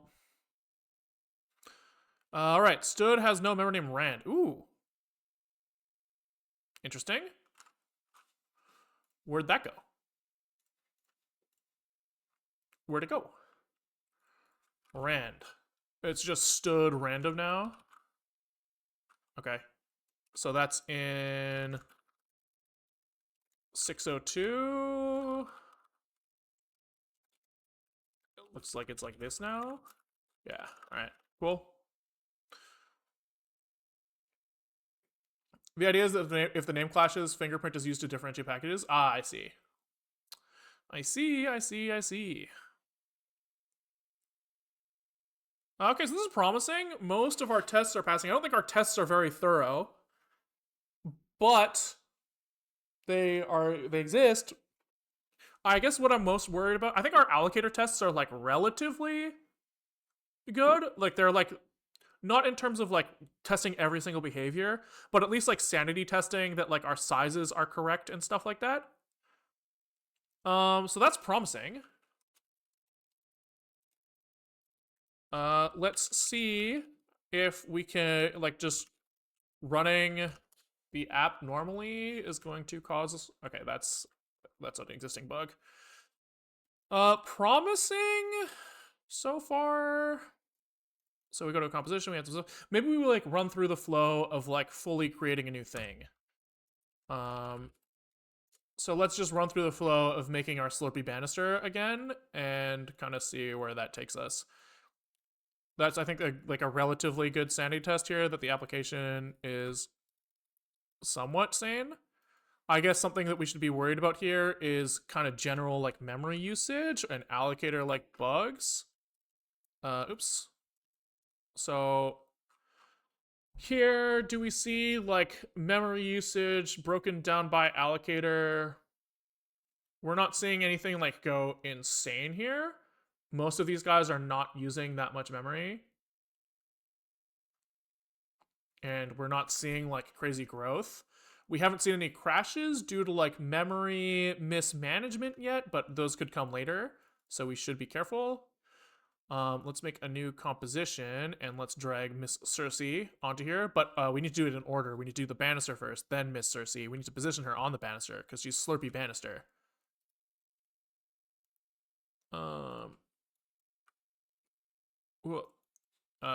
These guys are pulling in the chair instead of her face. Dumbasses. Like, what are we doing? What are we doing? Let's be a little bit more correct. Okay. That's better-ish. I mean, it doesn't have to be perfect. I don't actually care. But pretending that we're doing something that we do care about, I think will help us identify problems, so fuck it.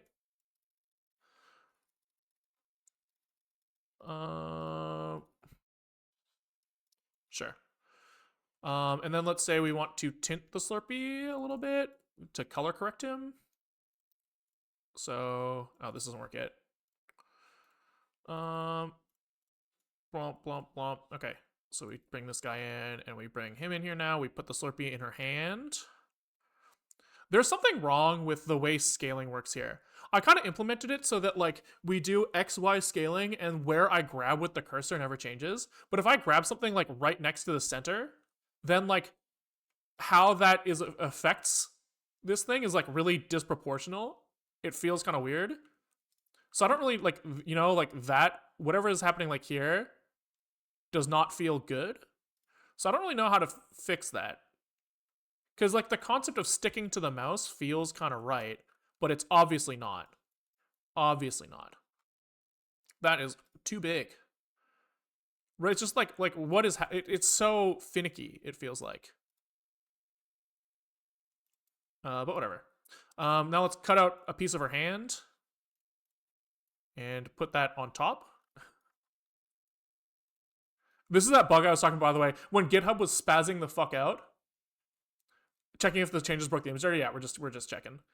This is what I was talking about. Like the GUI here, he tries to lay out with and without the scroll bar, and if like the padding changes, he's like, okay, I'll take like if I lay this thing out with a scroll bar, and I'm too like I don't need it, then try again laying out without the scroll bar, and it's like oscillating between those two states because it keeps like both states are wrong according to like the heuristic, and so there like there's some kids who are just spazzing the fuck out. I need to make sure that like I need to like probably check something, remember something across frames, but whatever. All right. So now we have a hand that we should be able to drag on top of the Slurpee, which we need to make the cropping a little better there, but sure. Perfect. It's beautiful.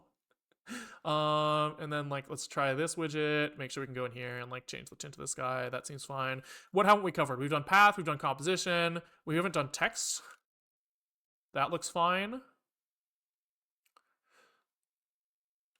I love that you're committed to the jokes you've used at the entire time. It's more laziness than commitment. It's just like we have a test case, so we use it.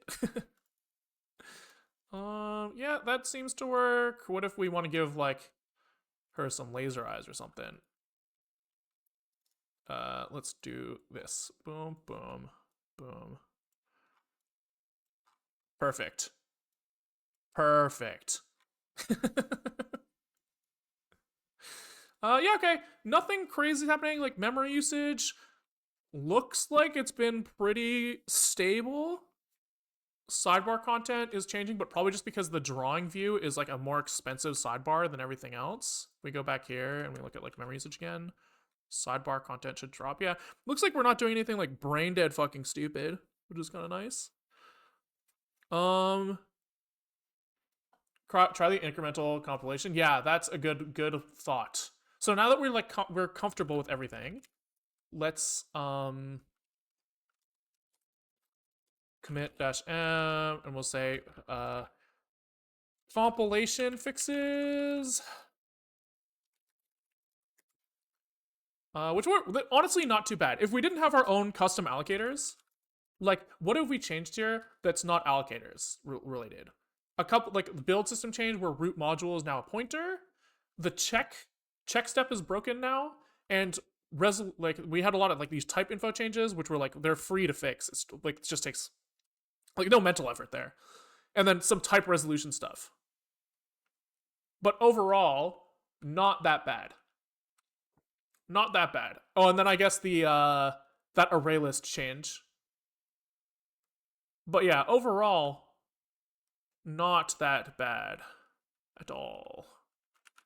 Sure. Problems may arise if you use too much at vector, but maybe it's fixed already. Oh, I do use those I use those for all of the math types. We use those, which is maybe wrong, by the way. I'm not sure. I'm not sure if this like forces SIMD types or not. But I'm just using them because I like the, the math. Like they just have math operators, which is kind of useful. Okay, let's try incremental compilation. Okay, incremental compilation, I guess, should happen no matter what, right? So we go in here, we change something, we run it. That is still, that's still relatively slow, but that's a lot of like LLVM stuff. So can we try turning off LLVM stuff? Can we try using their default code gen or their like custom code gen? Where do I do that? I think I put it in here. I think executable options. Use LLVM. Yeah. So we go like use LLVM equals false. And let's do it for tests as well.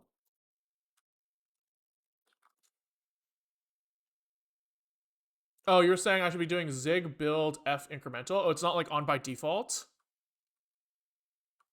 Okay, so it looks like we don't get to use no LLVM backend yet. Unless we change those types. That's unfortunate. I was kind of hyped to try that, but it is what it is.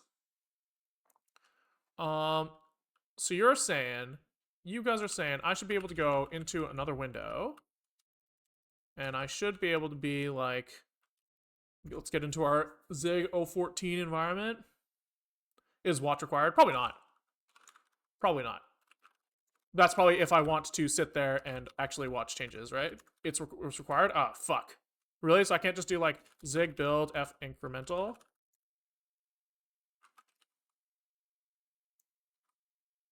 Oh. All right. Interesting.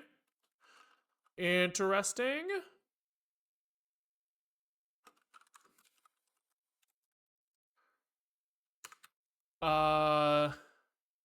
So we just replace this with a build time OpenGL thing.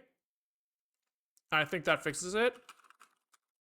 So here, instead of using C import directly, we can do like const GL is a build step. Translate C.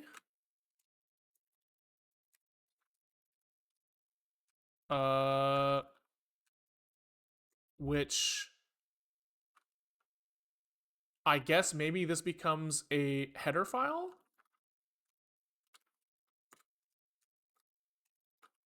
Where we do define glx prototypes, and then include gl.h, and then we translate this header.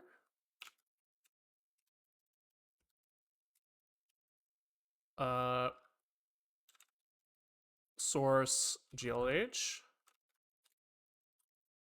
and then this guy gets like linked in as an import here.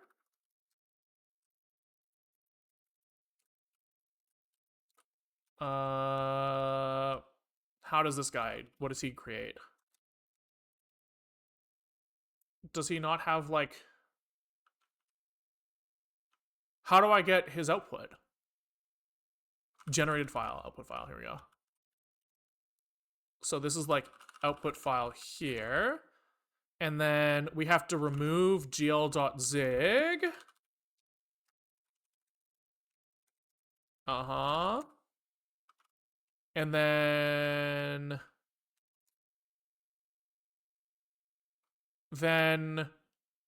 whoever tries to use that thing is going to import GL instead like this.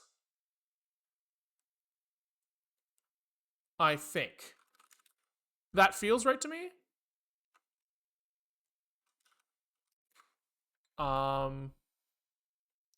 Missing field target and stuff. Okay. What about the rest? Missing field optimize. Fine. Fine. Why does build translate C require optimize? Do I need to convert this into a module by hand? Probably, huh? So this is going to generate a source file that I then have to turn into a module.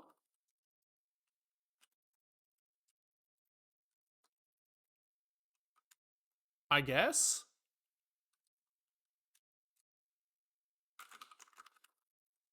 We can probably do like add anonymous import GL from glzig here.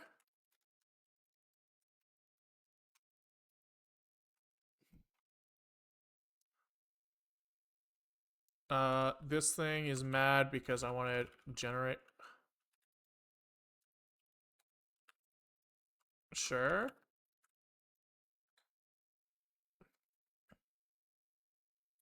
Ba-da-ba-da.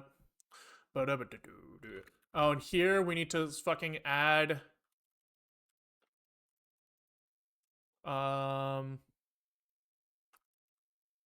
How do I tell it to look for GL here?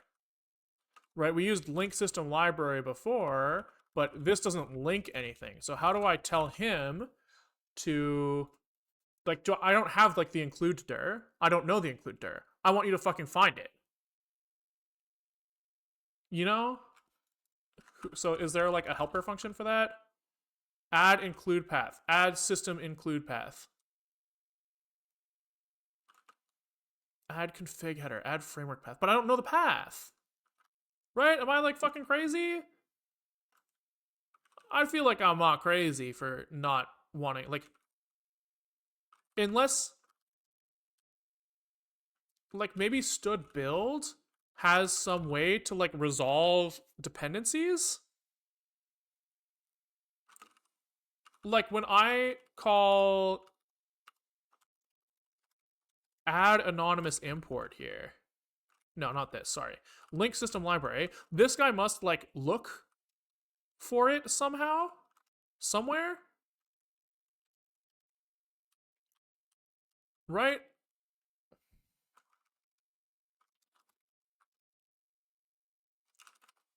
Like he has to. Someone's using like package config somewhere to resolve stuff. I assume. So can we just look in like stood lib for like package config?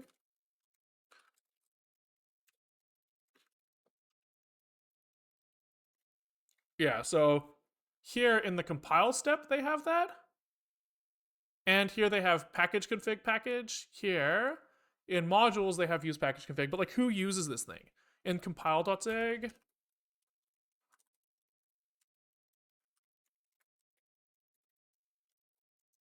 right? Like someone eventually is going to call run package config here if we're like looking for a system lib,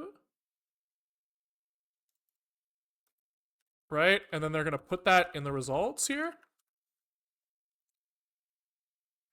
If, but like only if.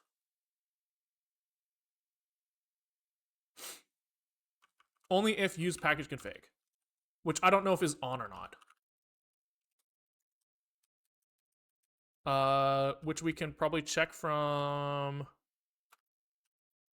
link system library.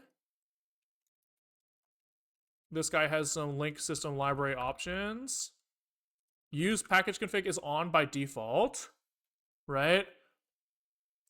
This feels crazy to me.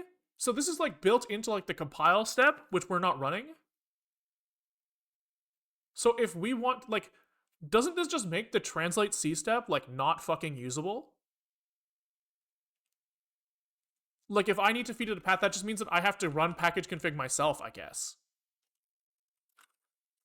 Which means like we just have to do this shit on our own? Music is choppy as heck. Oh, is something just like railing my compiler? Yeah, something is. Why? Because ZLS is running There we go. That's probably better now. Is it expected that your music is switching? No, it's probably because ZLS was trying to compile all of Zig, and that was just like railing my CPU, and I didn't notice. Because like I don't hear it when it gets fucked up like that. So thanks for letting me know. Yeah, am I crazy? I mean, maybe it's just not ready yet, but it feels to me like that makes like the translate C step unfucking usable. Because like the whole point of translating C files is to like include some shit and like export their definitions, right?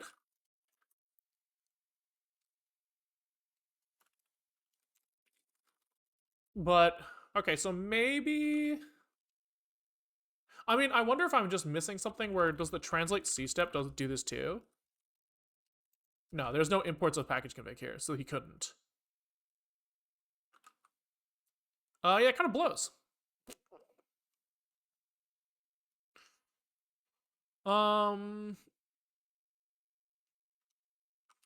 So, but we know that there is a std build. Like, there's this guy. Oh, but he has no way to run this thing unless.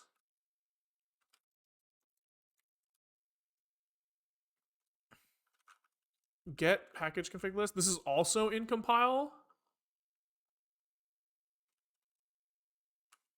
Yeah, that. What's this? This is like in the build.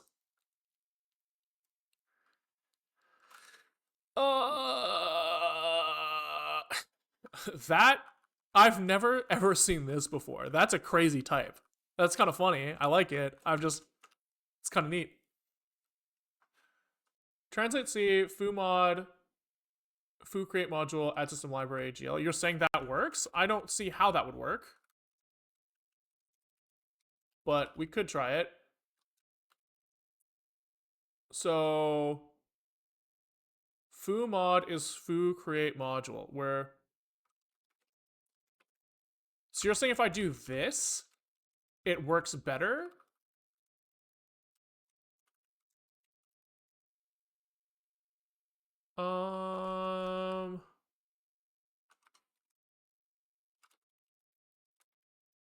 You're saying I can do like this. And then maybe on this guy, I say like link system library GL like this.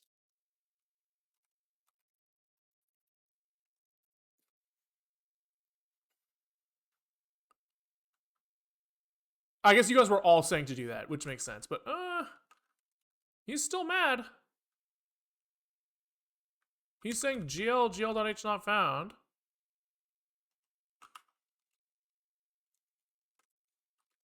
Maybe, like, I'm not crazy, right? Yeah, this does exist. Just include gl.h.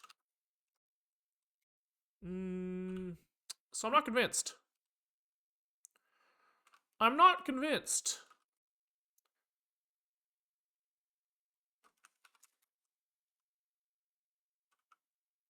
Does GL have add include path? Yeah, but now like we're back in the same problem where I can't just write this, right? Right, I have to find like where the I need to run package config, find the path, and put it in here. Right, I assume. Okay, can we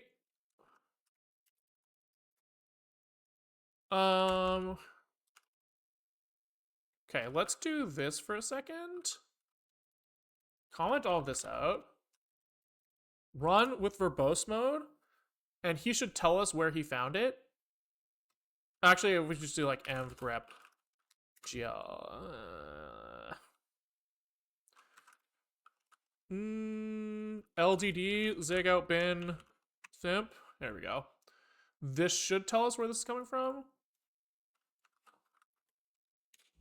Fuck. M grep lib glvnd. There we go. Okay, here we go. It's probably this guy here. Okay. For now, let's just do this and see if that fixes the problem, and then we can come back. GL zig add system include path this, right?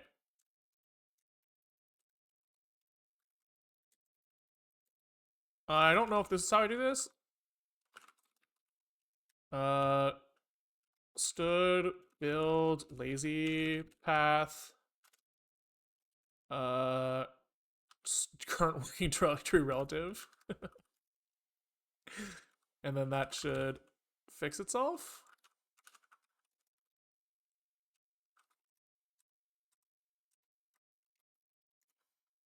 Zig builds.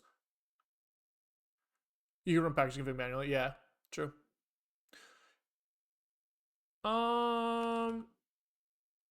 Unable to load source friender source gl.zig file not found. So somewhere we're doing gl.zig still manually in render somewhere. Hello. All right. So probably in like here somewhere we have like glzig. Everybody who's doing this now needs to be doing this instead. There we go. All right.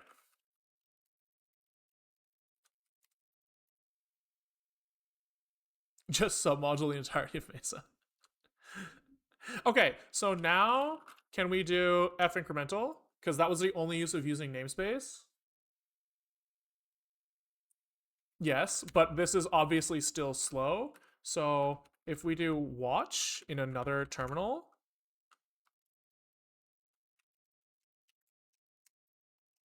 zig build incremental watch. So now we're hoping that like when we make changes to this guy, oh, that's fucking fast. Oh, maybe because that one happened to be something we already hit.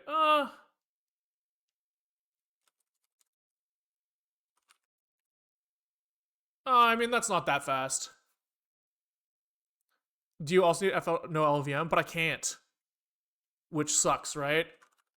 Because f no LVM doesn't work with the vector types. Oopsies. This needs to be done in the build.zig. Right, we needed to do like on whatever our main thing is.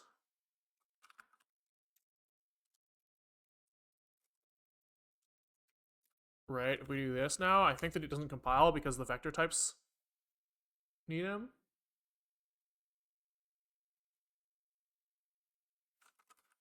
Right?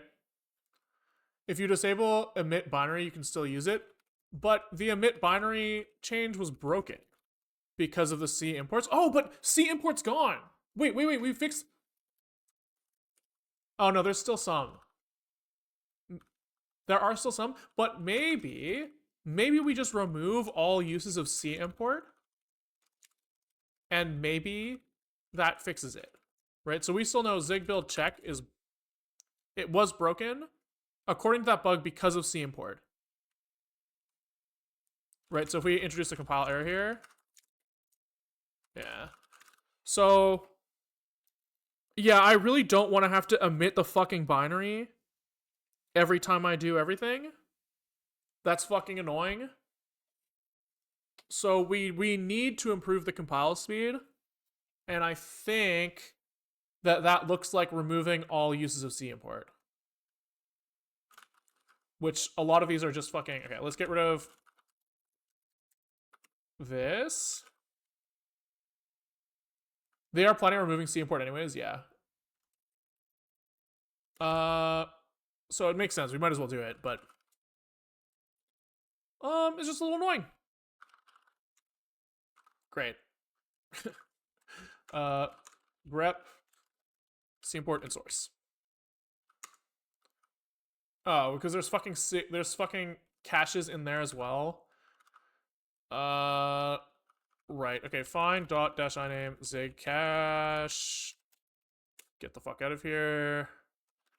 Exec rm dash r. Okay. Rep C import source. Hello? Rep source C import? Other way around?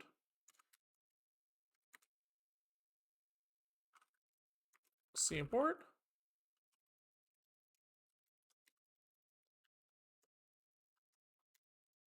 C import. RM this. Oh, there actually aren't that many, huh? It's in the window. Okay, fine. Dot star orig. Delete those as well. C import. Oh my god. Okay, find dot dash iname local.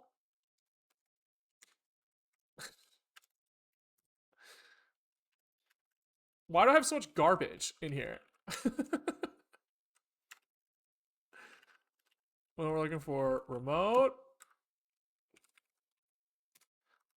And then we're looking for base. All right.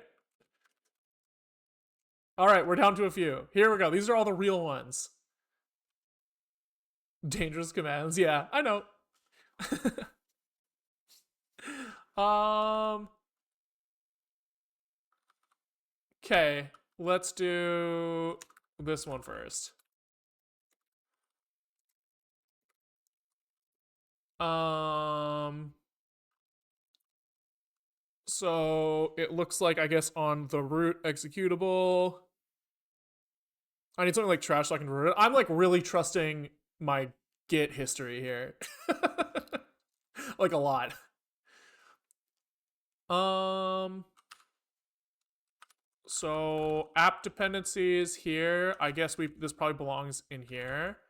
So here we probably do stbi is a build module that comes from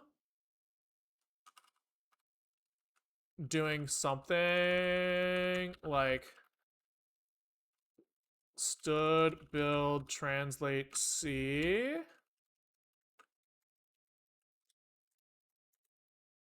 root source file is equal to source stb image dot c dot h. This is the stbi header. Then somebody else is using like stb image.c. So this guy. So this is going to go away and going to turn into like part of the module, I guess.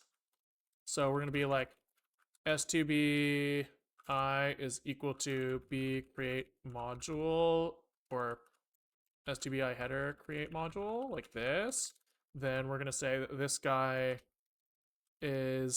has the C source file of whatever the fuck we were doing wherever.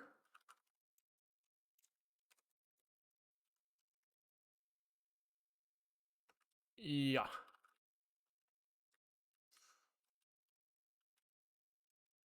I don't really want to do it this way. Source stb image.c. That makes sense to me. And now we have a module that we can import, and then we have this should probably be called stb image instead of stbi. Feels kind of nicer. And then we give the same treatment to the right version.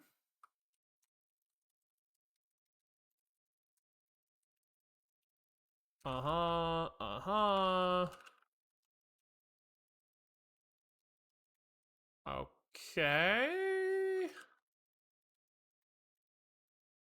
So then we have stb image right. So this is stb image right. And now we should be able to, when we do add app dependencies, where is this? This is in init.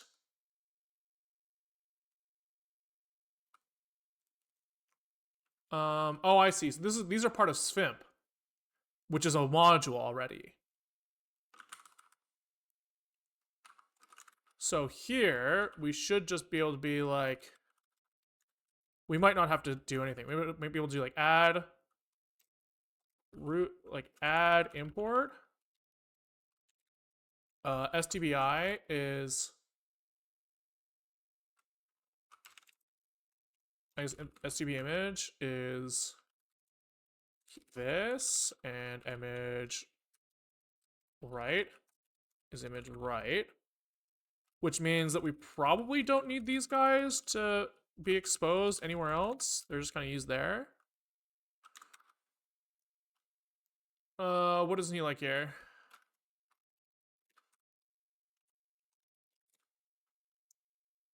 He's mad because these guys need target, right? Because I guess like how you generate, like the C code depends on the target. That makes sense. And I guess optimize also matters here. Okay. What else is he complaining about? So now he's like, import failed. So here we probably need to add the include paths of source STB on both of these guys. Does that fix that? Maybe? Still mad, huh? Oh, because this is from, oh, I see. This is from STB image now, who is trying to include this thing, which isn't there anymore. This is now supposed to be import STB image like this. And I assume that we have the same thing somewhere else. Is this used? Yes, it is. Okay, sure.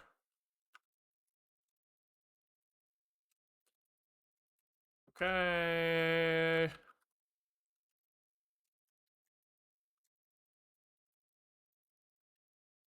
Okay. So now are we happy? The build for the lint script needs the import.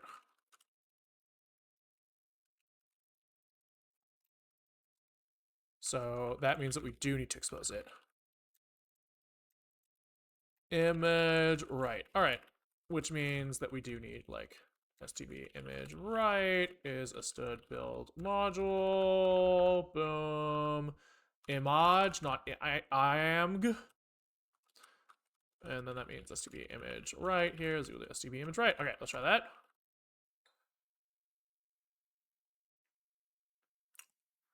Pop, pop, pop, pop. Okay. So that's a couple down. A couple more to go. EGL and GLFW. So the GLFW one is in the window package. So here we want to give him the same treatment.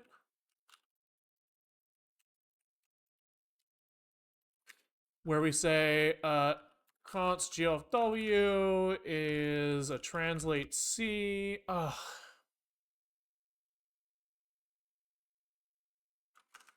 We never found the solution to that package config problem. Right? Yeah, this is still fucked. Oh, that's so annoying. So did we ever find, like, is there any way to run package config from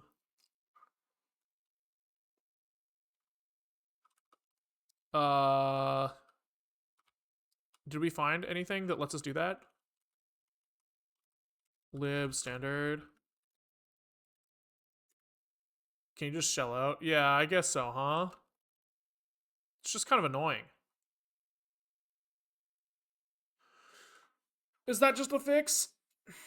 It's just so silly because it's like it exists. It exists. We just can't use it. Because it's within the compile step, sure. So yeah, fuck it, I guess. So what is this? Like package config. I don't even have it. I don't even have package config. So how are they doing it? we must not be using package config, right? What's the fallback path? If we don't even have it in our environment, then like,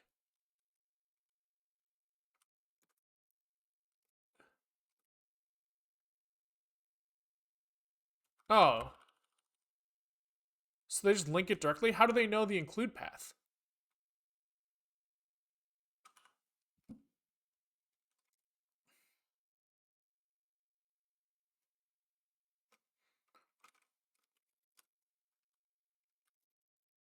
Like, okay, hold on.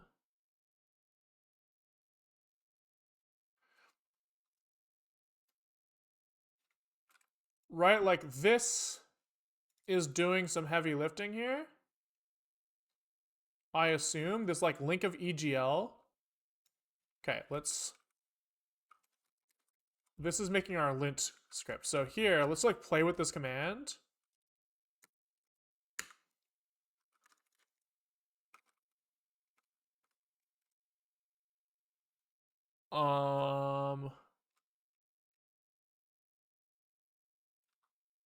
Yeah, okay, so we have this guy, right? This builds the lint executable. And I'm assuming here if I take off LEGL, this is the wrong one, huh? Yeah, we copied the wrong thing. I want to build the lint one.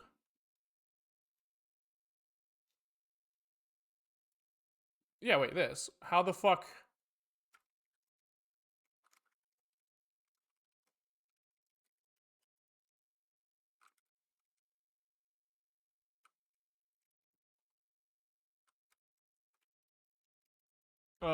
The fucking new lines are breaking this shit?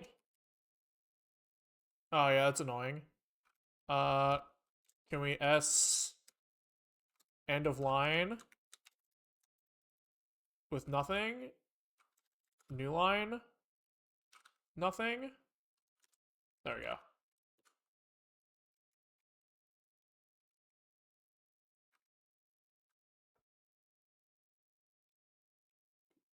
Unrecognized parameter listen, but I don't even have a listen in here. Am I crazy? Oh, I do. Back here. Oh, this is two commands at once.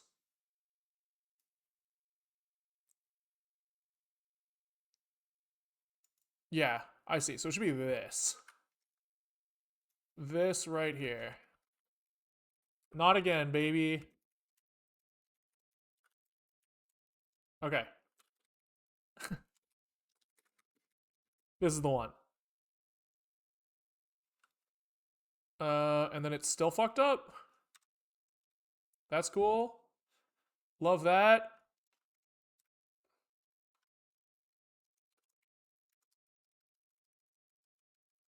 One of these dependencies got like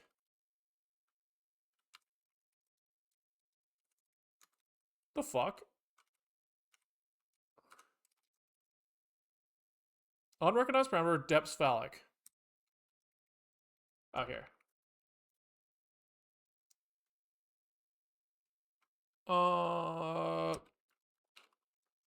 Great. So we kind of fucked this up a couple ways. Okay, there we go. Okay, so here is our Vim's GJ is probably what we wanted. Oh, oops. Does this solution work? They're saying use link system library 2 with package config force.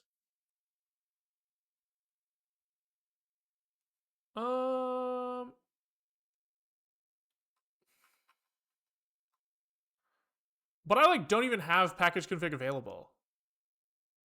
Right? So I'm assuming that in here, if I turn off LEGL, he can't even resolve the C import anymore. That's kind of, but no, that's not it.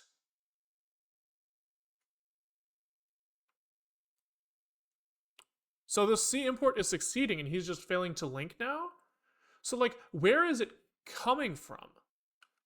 Right, in this command, we are including from these places, which is nothing.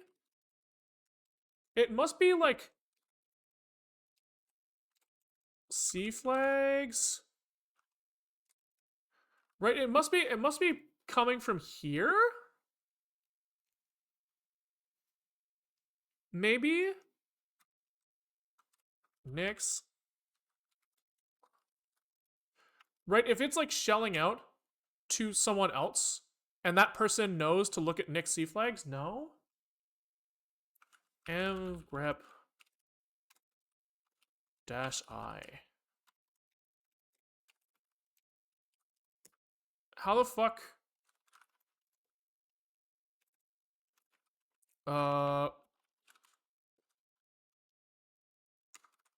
I system maybe? So it is only this.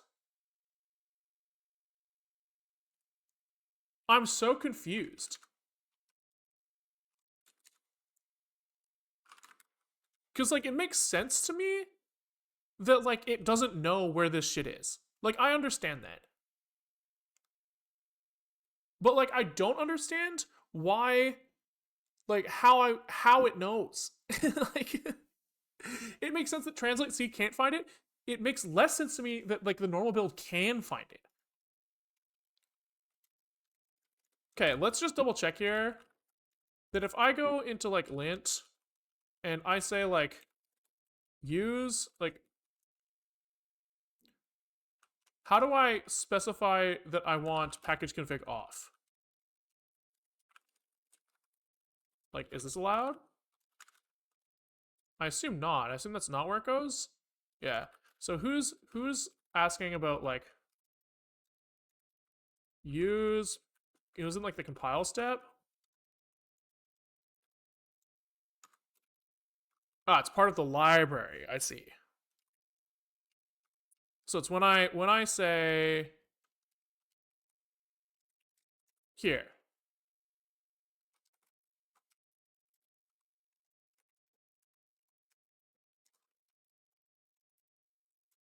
Right? I say no package config, please. No. Like, does this still compile? It does. Right? So the question is how in the absolute ever loving fuck is it resolving these headers? Right? Because I'm assuming, I mean, I guess we didn't try this. EGL header is going to be like B add translate C, and we need like some root source file, which means we need like B path egl.h that has to kind of, you know, mirror what we were doing in lint zig, right? So we need like this stuff.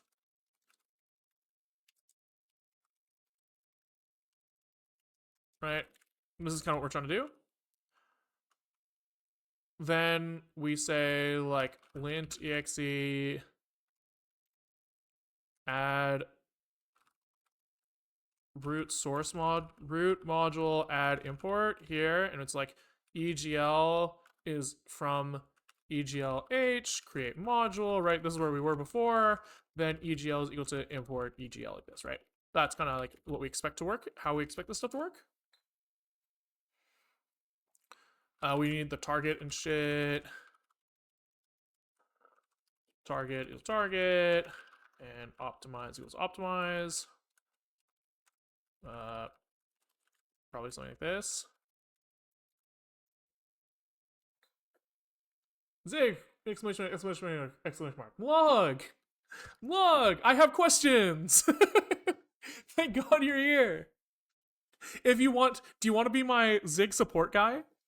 You don't have to be if you don't want to. Feel free to just ignore me. But I do have questions. I do have questions. Some of them are I was having trouble finding rationale for a few of the changes that we ran into in 014. I can, but I'm sleep deprived on my mobile. Okay, no pressure if you don't want to answer. Questions are, it was, why did allocators switch to alignment as like where did this like alignment type come from? Like I understand what it is. It's like an enum that has values for all of the alignments that you might want. But like from my perspective, this just felt harder to work with than when it was a usize. Because like any like comparisons that you want to do, you have to use that like dot compare function, or you have to do like less than or greater than. So if it's like if off the top of your head you remember why that thing was introduced, that'd be interesting. Another one was array list, like pop or null was renamed to pop. Um, and it felt weird to me that like we still have get last or null and get last as like you still have the ability on get last to bail out of the like length check, but you don't have that option anymore for pop. And I was kind of a little bit curious about like I understand that like we were moving in this direction. I found like somewhere where or somebody found somewhere where Andrew was like, yeah, we just like people can just fucking type dot question mark. But I didn't really understand like if you want to opt out the length check, like it felt like it doesn't really match up these to me. And then what was my other question? Oh yeah, it was we're working right now on like translate C doesn't work. It's like translate C is like having trouble resolving my Nix paths, and I don't really understand why. So if you have any insight on any of those, I'd be interested, but also no pressure. No pressure at all, because, you know, if you're here watching Twitch, I assume it's not because you want to fucking do work for me. I guess I should leave those there if you want to see them. Okay. So, yeah, we're back into this case where EGLH is not resolvable. Let me go to my laptop to answer stuff. Oh, I'm so sorry. No, you don't have to get up if you don't want to. Sorry. I'm not trying to make you get up, dude. But I appreciate it. But I'm so sorry. uh, wait, no, we were trying to test here if building without package config worked. I forgot. That's what we were trying to do. So let's get rid of these guys. Force package config off. And then if this still works, oh yeah, okay. So that makes some amount of sense because we know that package config isn't installed. So the fact that this is working means that Zig is resolving the paths in like the normal build in some way. Is package config set in your head? No. Do I code off stream? A little bit. I try not to because part of the goal of streaming is to limit my self-imposed burnout. Right? Because just naturally, I would kind of work in like 24-hour chunks, right? Like I would just like go fucking crazy and then not want to code for weeks and then do it again. So streaming kind of gives me like a schedule where I have like a few hours a day where I work on it and then I try not to do too much after.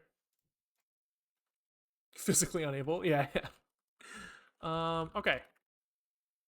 So it just would make sense that like whatever the fuck Nix is doing to resolve these paths, I know that like if I do like which GCC, that this is like a bash script, right? And if I like look at this is probably like injecting like Nix, C flags, compile and stuff, right?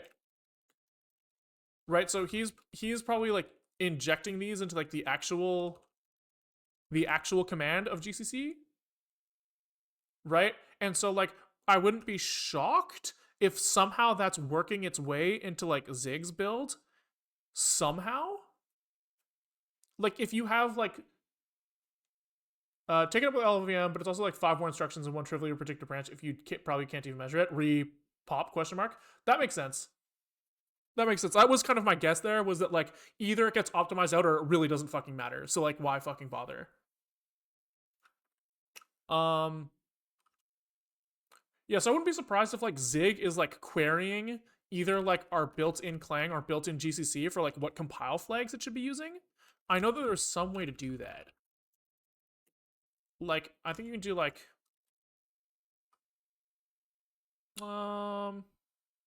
Like print search ders.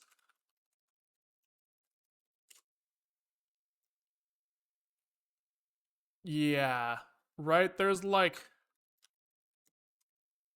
no, that's not in here. So maybe not that. Hmm. Let's see. It would be nice to maybe we like S trace the build and see where that goes.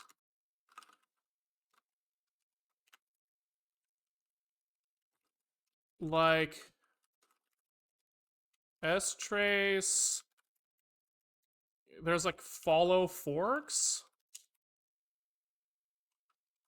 Yeah, so we want like S trace zig build and then put that somewhere.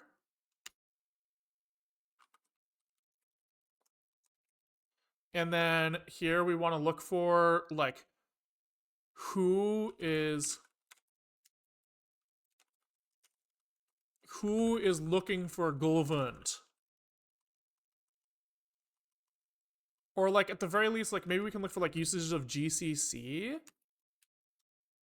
Right? Like this looks interesting. Someone is doing something like this.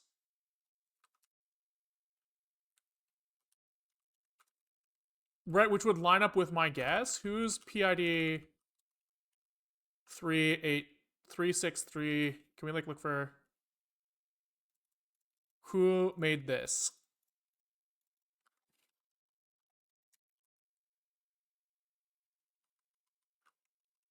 Um Oh, this is the actual guy. Who forked them though?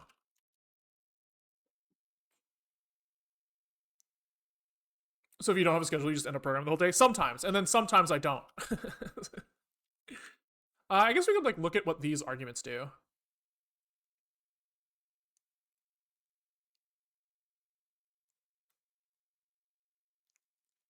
So this is like,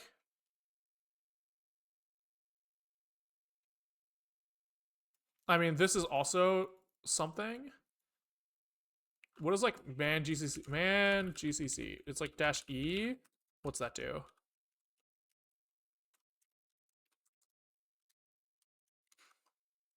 Step after the pre-processing stage. Do not run the compile proper. Output is in the form of pre-processed source code. Okay, so maybe it's not that.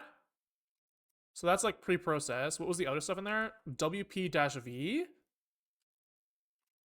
That seems kind of interesting.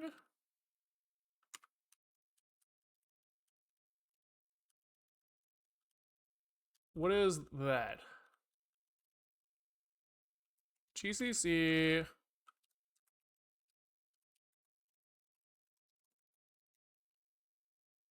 Right, so this is kind of. This is something, but this doesn't look like it's printing out like all of these Nix compile flags either.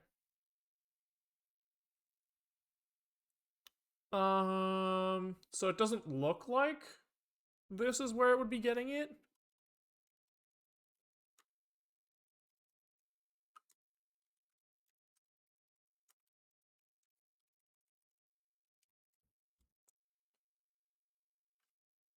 Uh,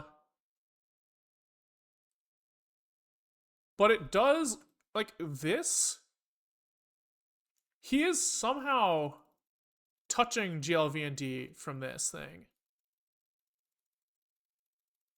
But maybe that's just like not where this is coming from.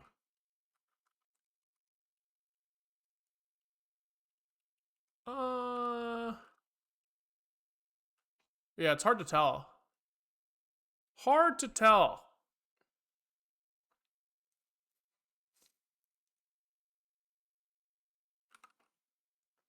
Hmm. Maybe we Google. Uh,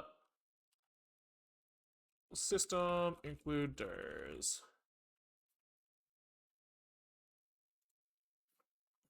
Um,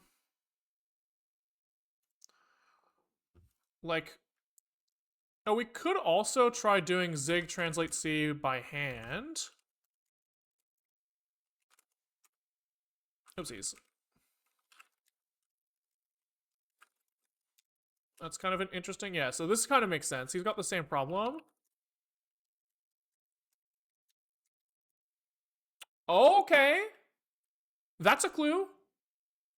So if we do dash -egl here, that seems to work. So depending on how the build step works here,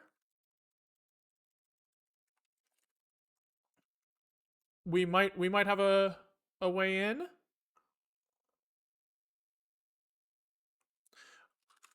Right? So in here, if like the make step of EGL or of translate C ever adds -L on here,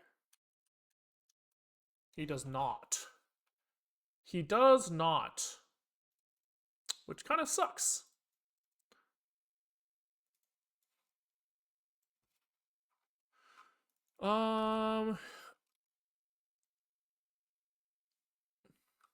Regarding allocator alignment, you've slightly misunderstood this. The point isn't that it was being an enum with alternatives for all the ones that you could want. Before this, we used to use U8, which log to the desired alignment, which makes sense. The key insight here is that the integer underlying alignment has exactly the same interpretation. If you look at this definition, you'll see a lone underscore at the end that makes it non-exhaustive enum. Right, backing integer is valid. You can convert anything. Blah blah blah. Yeah, alignment works identically to the old U8. The difference is that this provides type safety. You can't accidentally prevent it. Yeah, okay, it makes sense. So more convenient readable APIs because you know that you have alignment and you have like 2 byte units on this thing. That makes sense as well. At 1, at 2, etc. are purely for convenience. You can always from byte units. It's nice to just be able to write some common ones more concisely with relation to this. Yep, that makes sense. Okay. So I guess it's just like my confusion. I see. Okay, so I guess the only thing where I was like a little confused there was I did guess that strong typing was nice, and I was saying like I do like strong typing, and I guess the only difference here is that like I don't like writing int from enum here.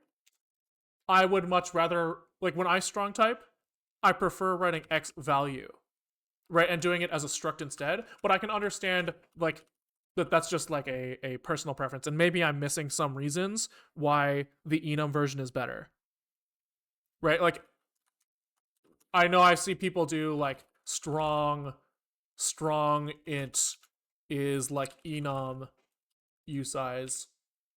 Int from enum being ugly is sort of the point. You should never be writing that thing in your own code. Okay, yeah, understood. Yeah, that lines up with like the zig, like I don't know what the word is, like the typical zig pattern of like annoying things should be annoying, right? I understand that. Yeah, okay, but like,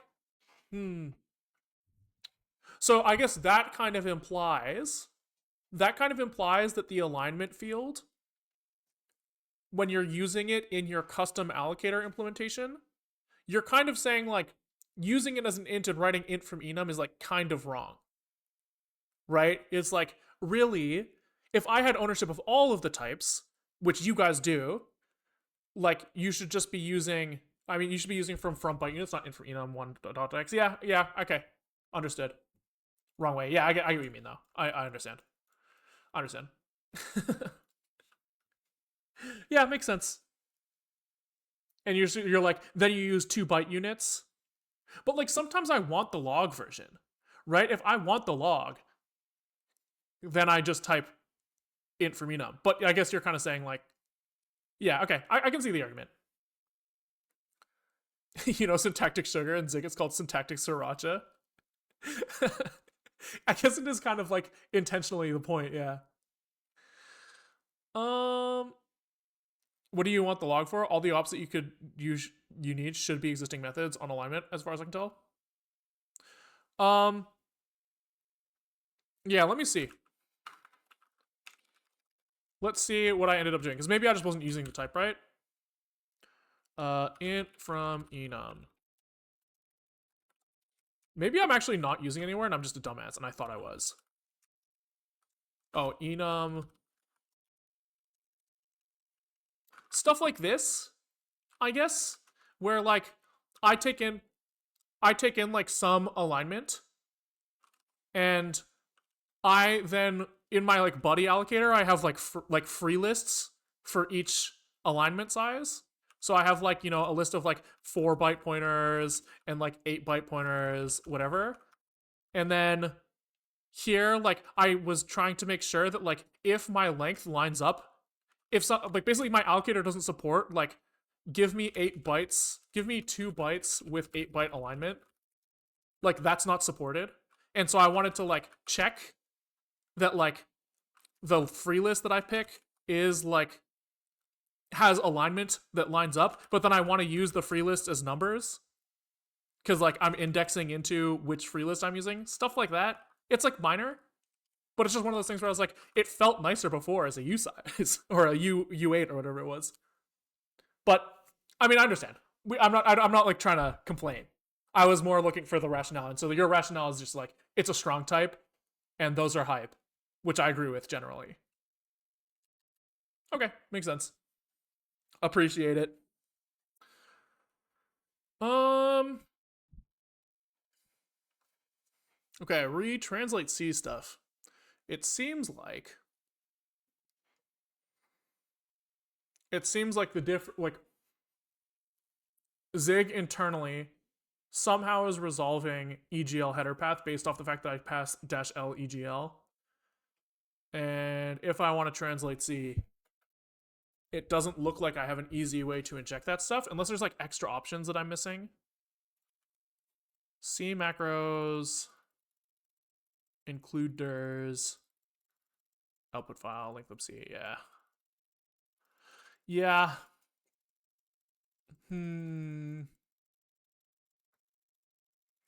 Which means that I would need to figure out how Zig is resolving these things by myself, or at least like figure out how.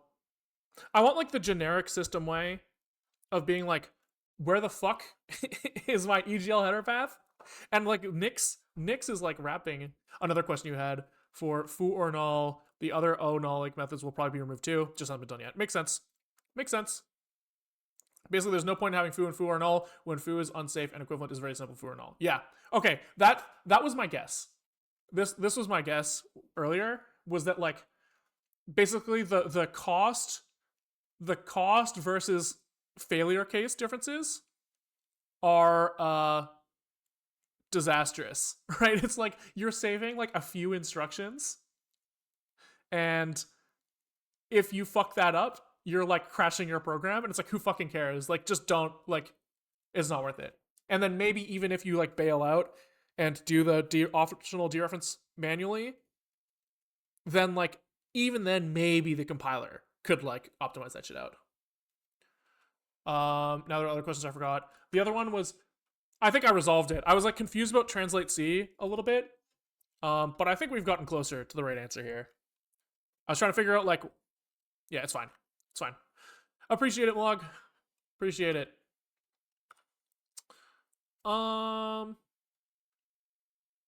Okay. So now, what were we trying to do? I guess we were trying to like print resolved include dirs GCC. Like, there's okay. So like my understanding is that GCC is, if I say, so okay, I have this like egl.h file who's like, I want to include EGL, right? And so if I compile this with GCC, he is resolving these things somehow, right? And maybe that was the reason why not use package config in Nix. I mean, I'm not saying that I shouldn't use package config. I'm just saying that right now I don't, right? Like, you can use it. I just don't have it installed in this environment. And so my question is how the fuck, if I don't have package config, is this resolved? Like Zig is resolving this somehow, somewhere. And I suspect it's by asking GCC something, right? We're seeing GCC in the S trace of the Zig build. And so it's like, how much do you make in a year? Like fucking nothing, dude. It's not good. I'll tell you that much. It's less. Yeah, it's not a lot. I think like I did like a back of the napkin math, and I think I was like 20x less than if I just had a job. But it is what it is. That's not the point. It's not the point. Yeah, so somehow I think that you can probably get GCC to print things out, right? Like, right, that's why I felt like when they were doing this, like, compile this file and then pipe it to dev null, like, here we're getting this path. So this might be what they're doing somehow. Right? We saw something like along these lines. Maybe it was xc dev null. I bet you this is it. I bet you it's like there's probably some way to like silence this extra shit, and then you can walk these include paths yourself. Why don't you have a job? You seem funny enough. Dude, that's such a funny question. That's there's something so funny about like misattributing why things happen. I think that's just like a something that I like think is funny in general. And this like really hits that perfectly. You're just like, do you think that like getting a job is based off of your like entertainment value? Like it probably is a little bit, to be honest. If you're in the interview, I think that like likability is an important aspect. But I would have just hoped that you would say you seem competent enough, right? That's what I would hope that you would think. It's just, I mean, how I guess if I think that I'm relatively competent, and then you're saying that me being funny is a bigger attribute than me being competent, that's almost like really sick, because that just means that I must think I'm funny too. um, troll no zig jobs, yeah. um, this feels like it's close. This feels like it's close. Can we like ask like GCC quiet output? Like, is there like some? Shut the fuck up. I don't want to make. I want to know like quiet. It's like I want like the opposite of verbose, right? Like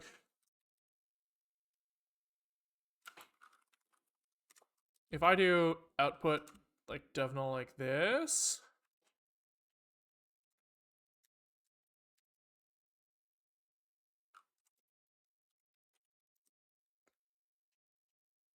Okay. Yeah, I feel like we're close. There's like I know that there's a way to get this information.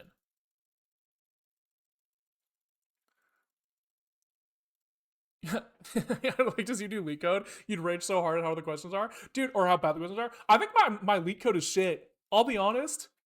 I don't think I'm good at it.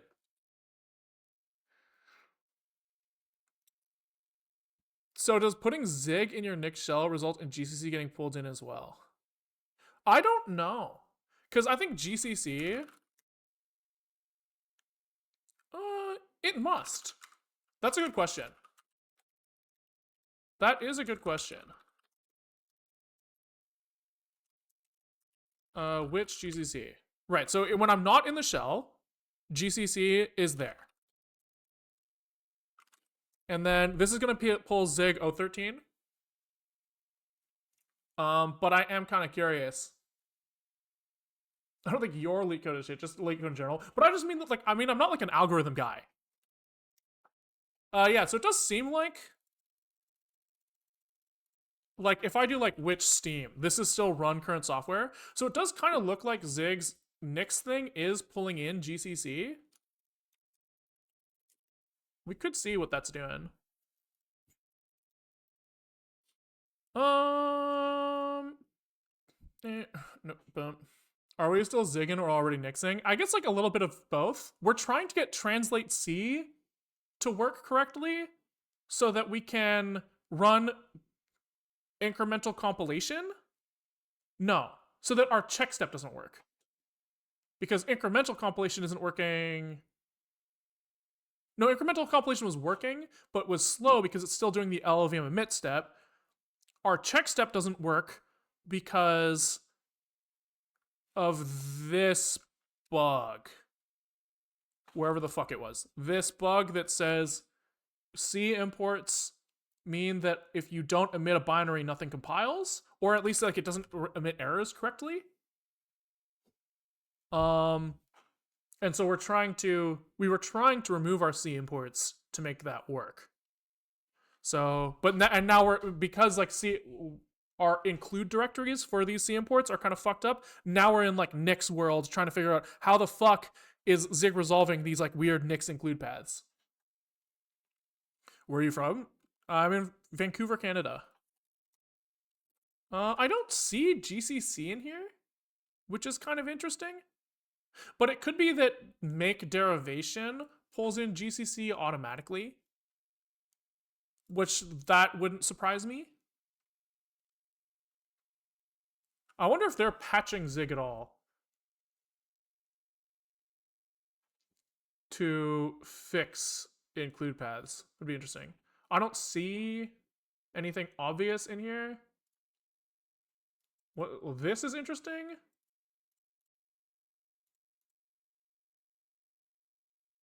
Wrap CCC with all of this shit.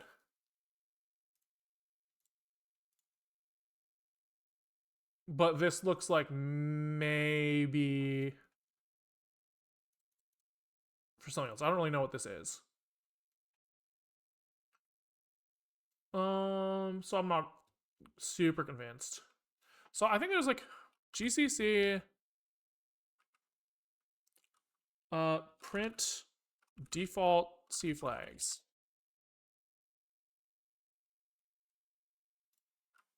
I know it's possible. Q.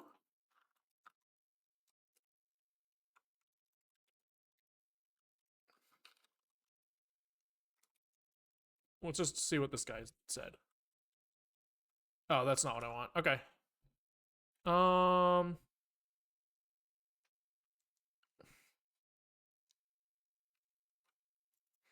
I just know that I've seen it before. Yeah, I guess it's just dash Q is like query.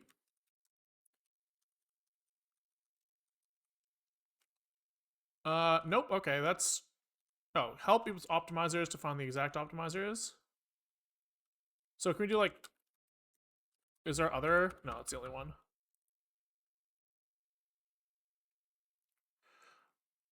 I've not been paying close attention, but that issue doesn't have much to do with it, as far as I can tell. Maybe I'll double check. It felt like it did when we read it earlier, but maybe I got confused. Oh right, okay. So this does not have to do with translate C. We're two steps away, I think. Maybe I'm confused. But my understanding. Okay, so what we're hitting is that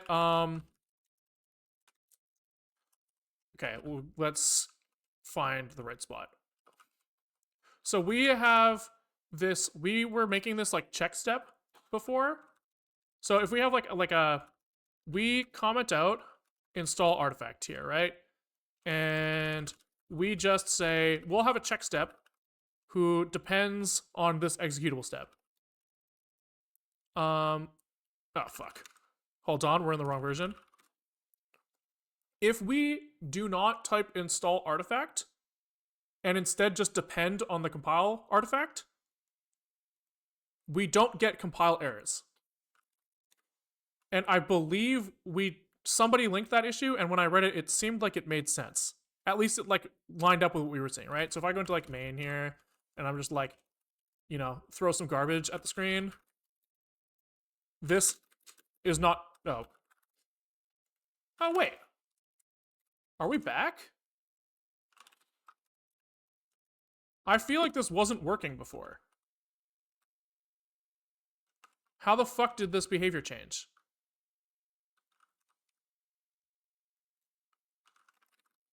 God damn it. I'm like fairly confident that this wasn't working.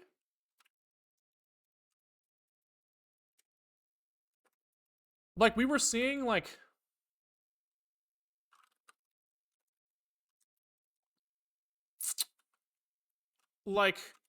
we were seeing maybe it's like certain types of type checking. Yeah, here we go, right? So this should not compile, right? We have like alignment, we change alignment to U8, we hit zig build check, nothing's wrong.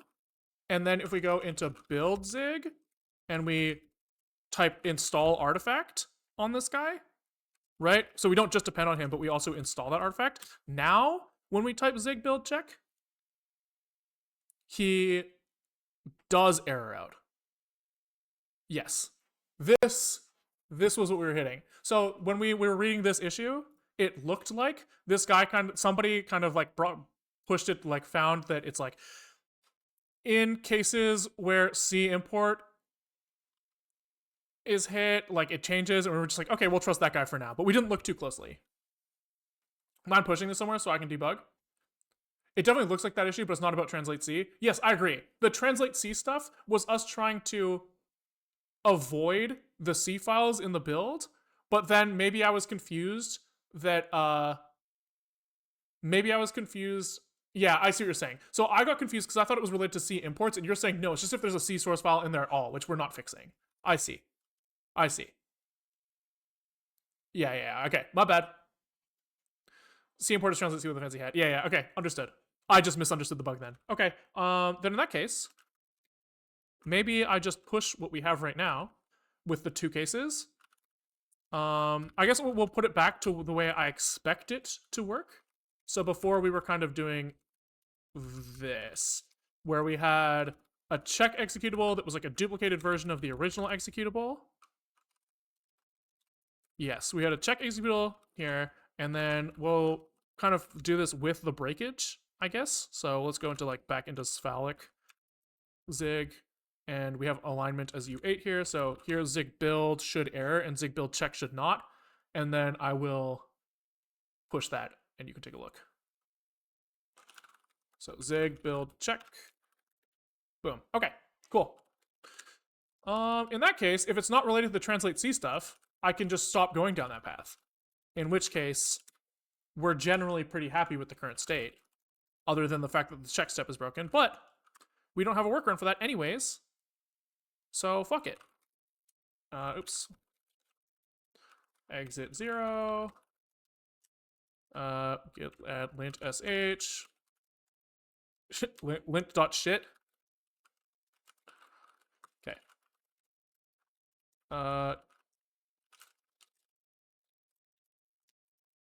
Okay. Origin zig 14. Mlug just trying to relax on Twitch and suddenly he's debugging the compiler. Yeah, sorry, Mlug. This was not my intent.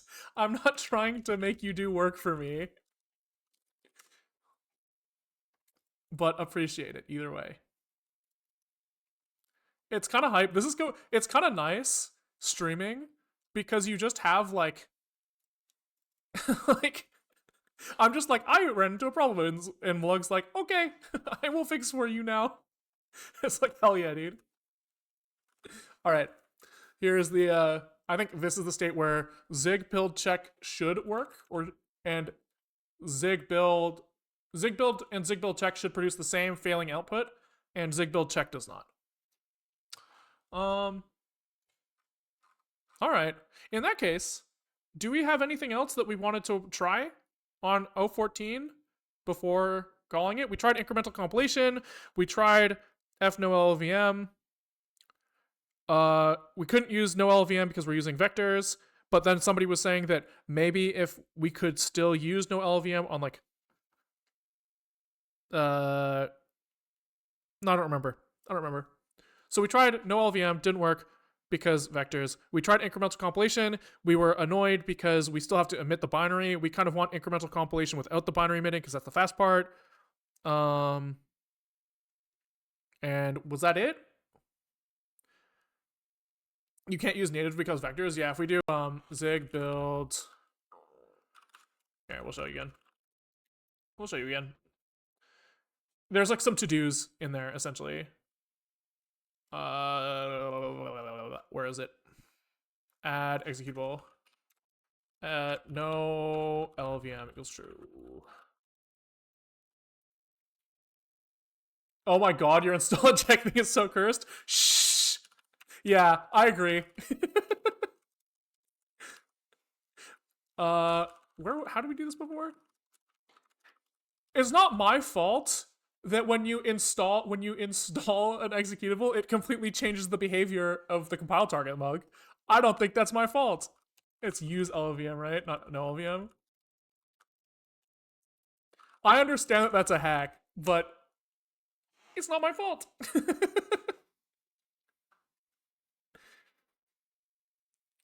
Yeah, this is what you're hitting, Grey Hatter. These like to dos where, um, just there's a couple things that aren't implemented for vectors with the default backend, and so or with the non-default backend, which is fine. I'm not really too worried about it. We could probably reduce usages of these by a lot, but I'm not gonna do that work right now. Okay, so I think there's nothing else I really wanted to try. Basic fuzzer. I don't really know where to use that. Can you code viruses as in not in stream for C? What are you talking about? Yet people can code viruses. I agree, but I don't know what you're asking. Um. Okay. I think that I've had my fun then. Uh, appreciate you, Mlug, for looking at stuff. I'll be on Discord, but I think there's no point in me continuing to stream right now. I have nothing I really want to address. So, thanks for watching, guys. If you like what you saw, we stream most days at 12:30 Pacific time to 4 o'clock Pacific time. It is 3:30 now, so you can expect to see us usually between 3 hours ago and half an hour ago from now. Um, yeah, if you want to keep up with projects, but you can't watch live every day, there's a YouTube link in the Twitch description. VODs for the main segment go up. Sometimes we do a happy hour segment, which is like stuff that I just don't really feel like titling and thumbnailing and putting on YouTube. If you want access to the VODs of those, you have to, subscribe on Twitch, join on YouTube, sub on Patreon, which is kind of nice because then you also are providing some support. This stream will end someday, right? And so having the more money that I make from this thing, even however insignificant, means that the stream goes for a little bit longer. Every dollar pushes the stream, like means that our live streaming continues. Because at some point I'll run out of money and I'll need to get a job again. But for now, we're just doing this for fun. So, I think that's it. YouTube, peace out, and Twitch, let's find someone to raid.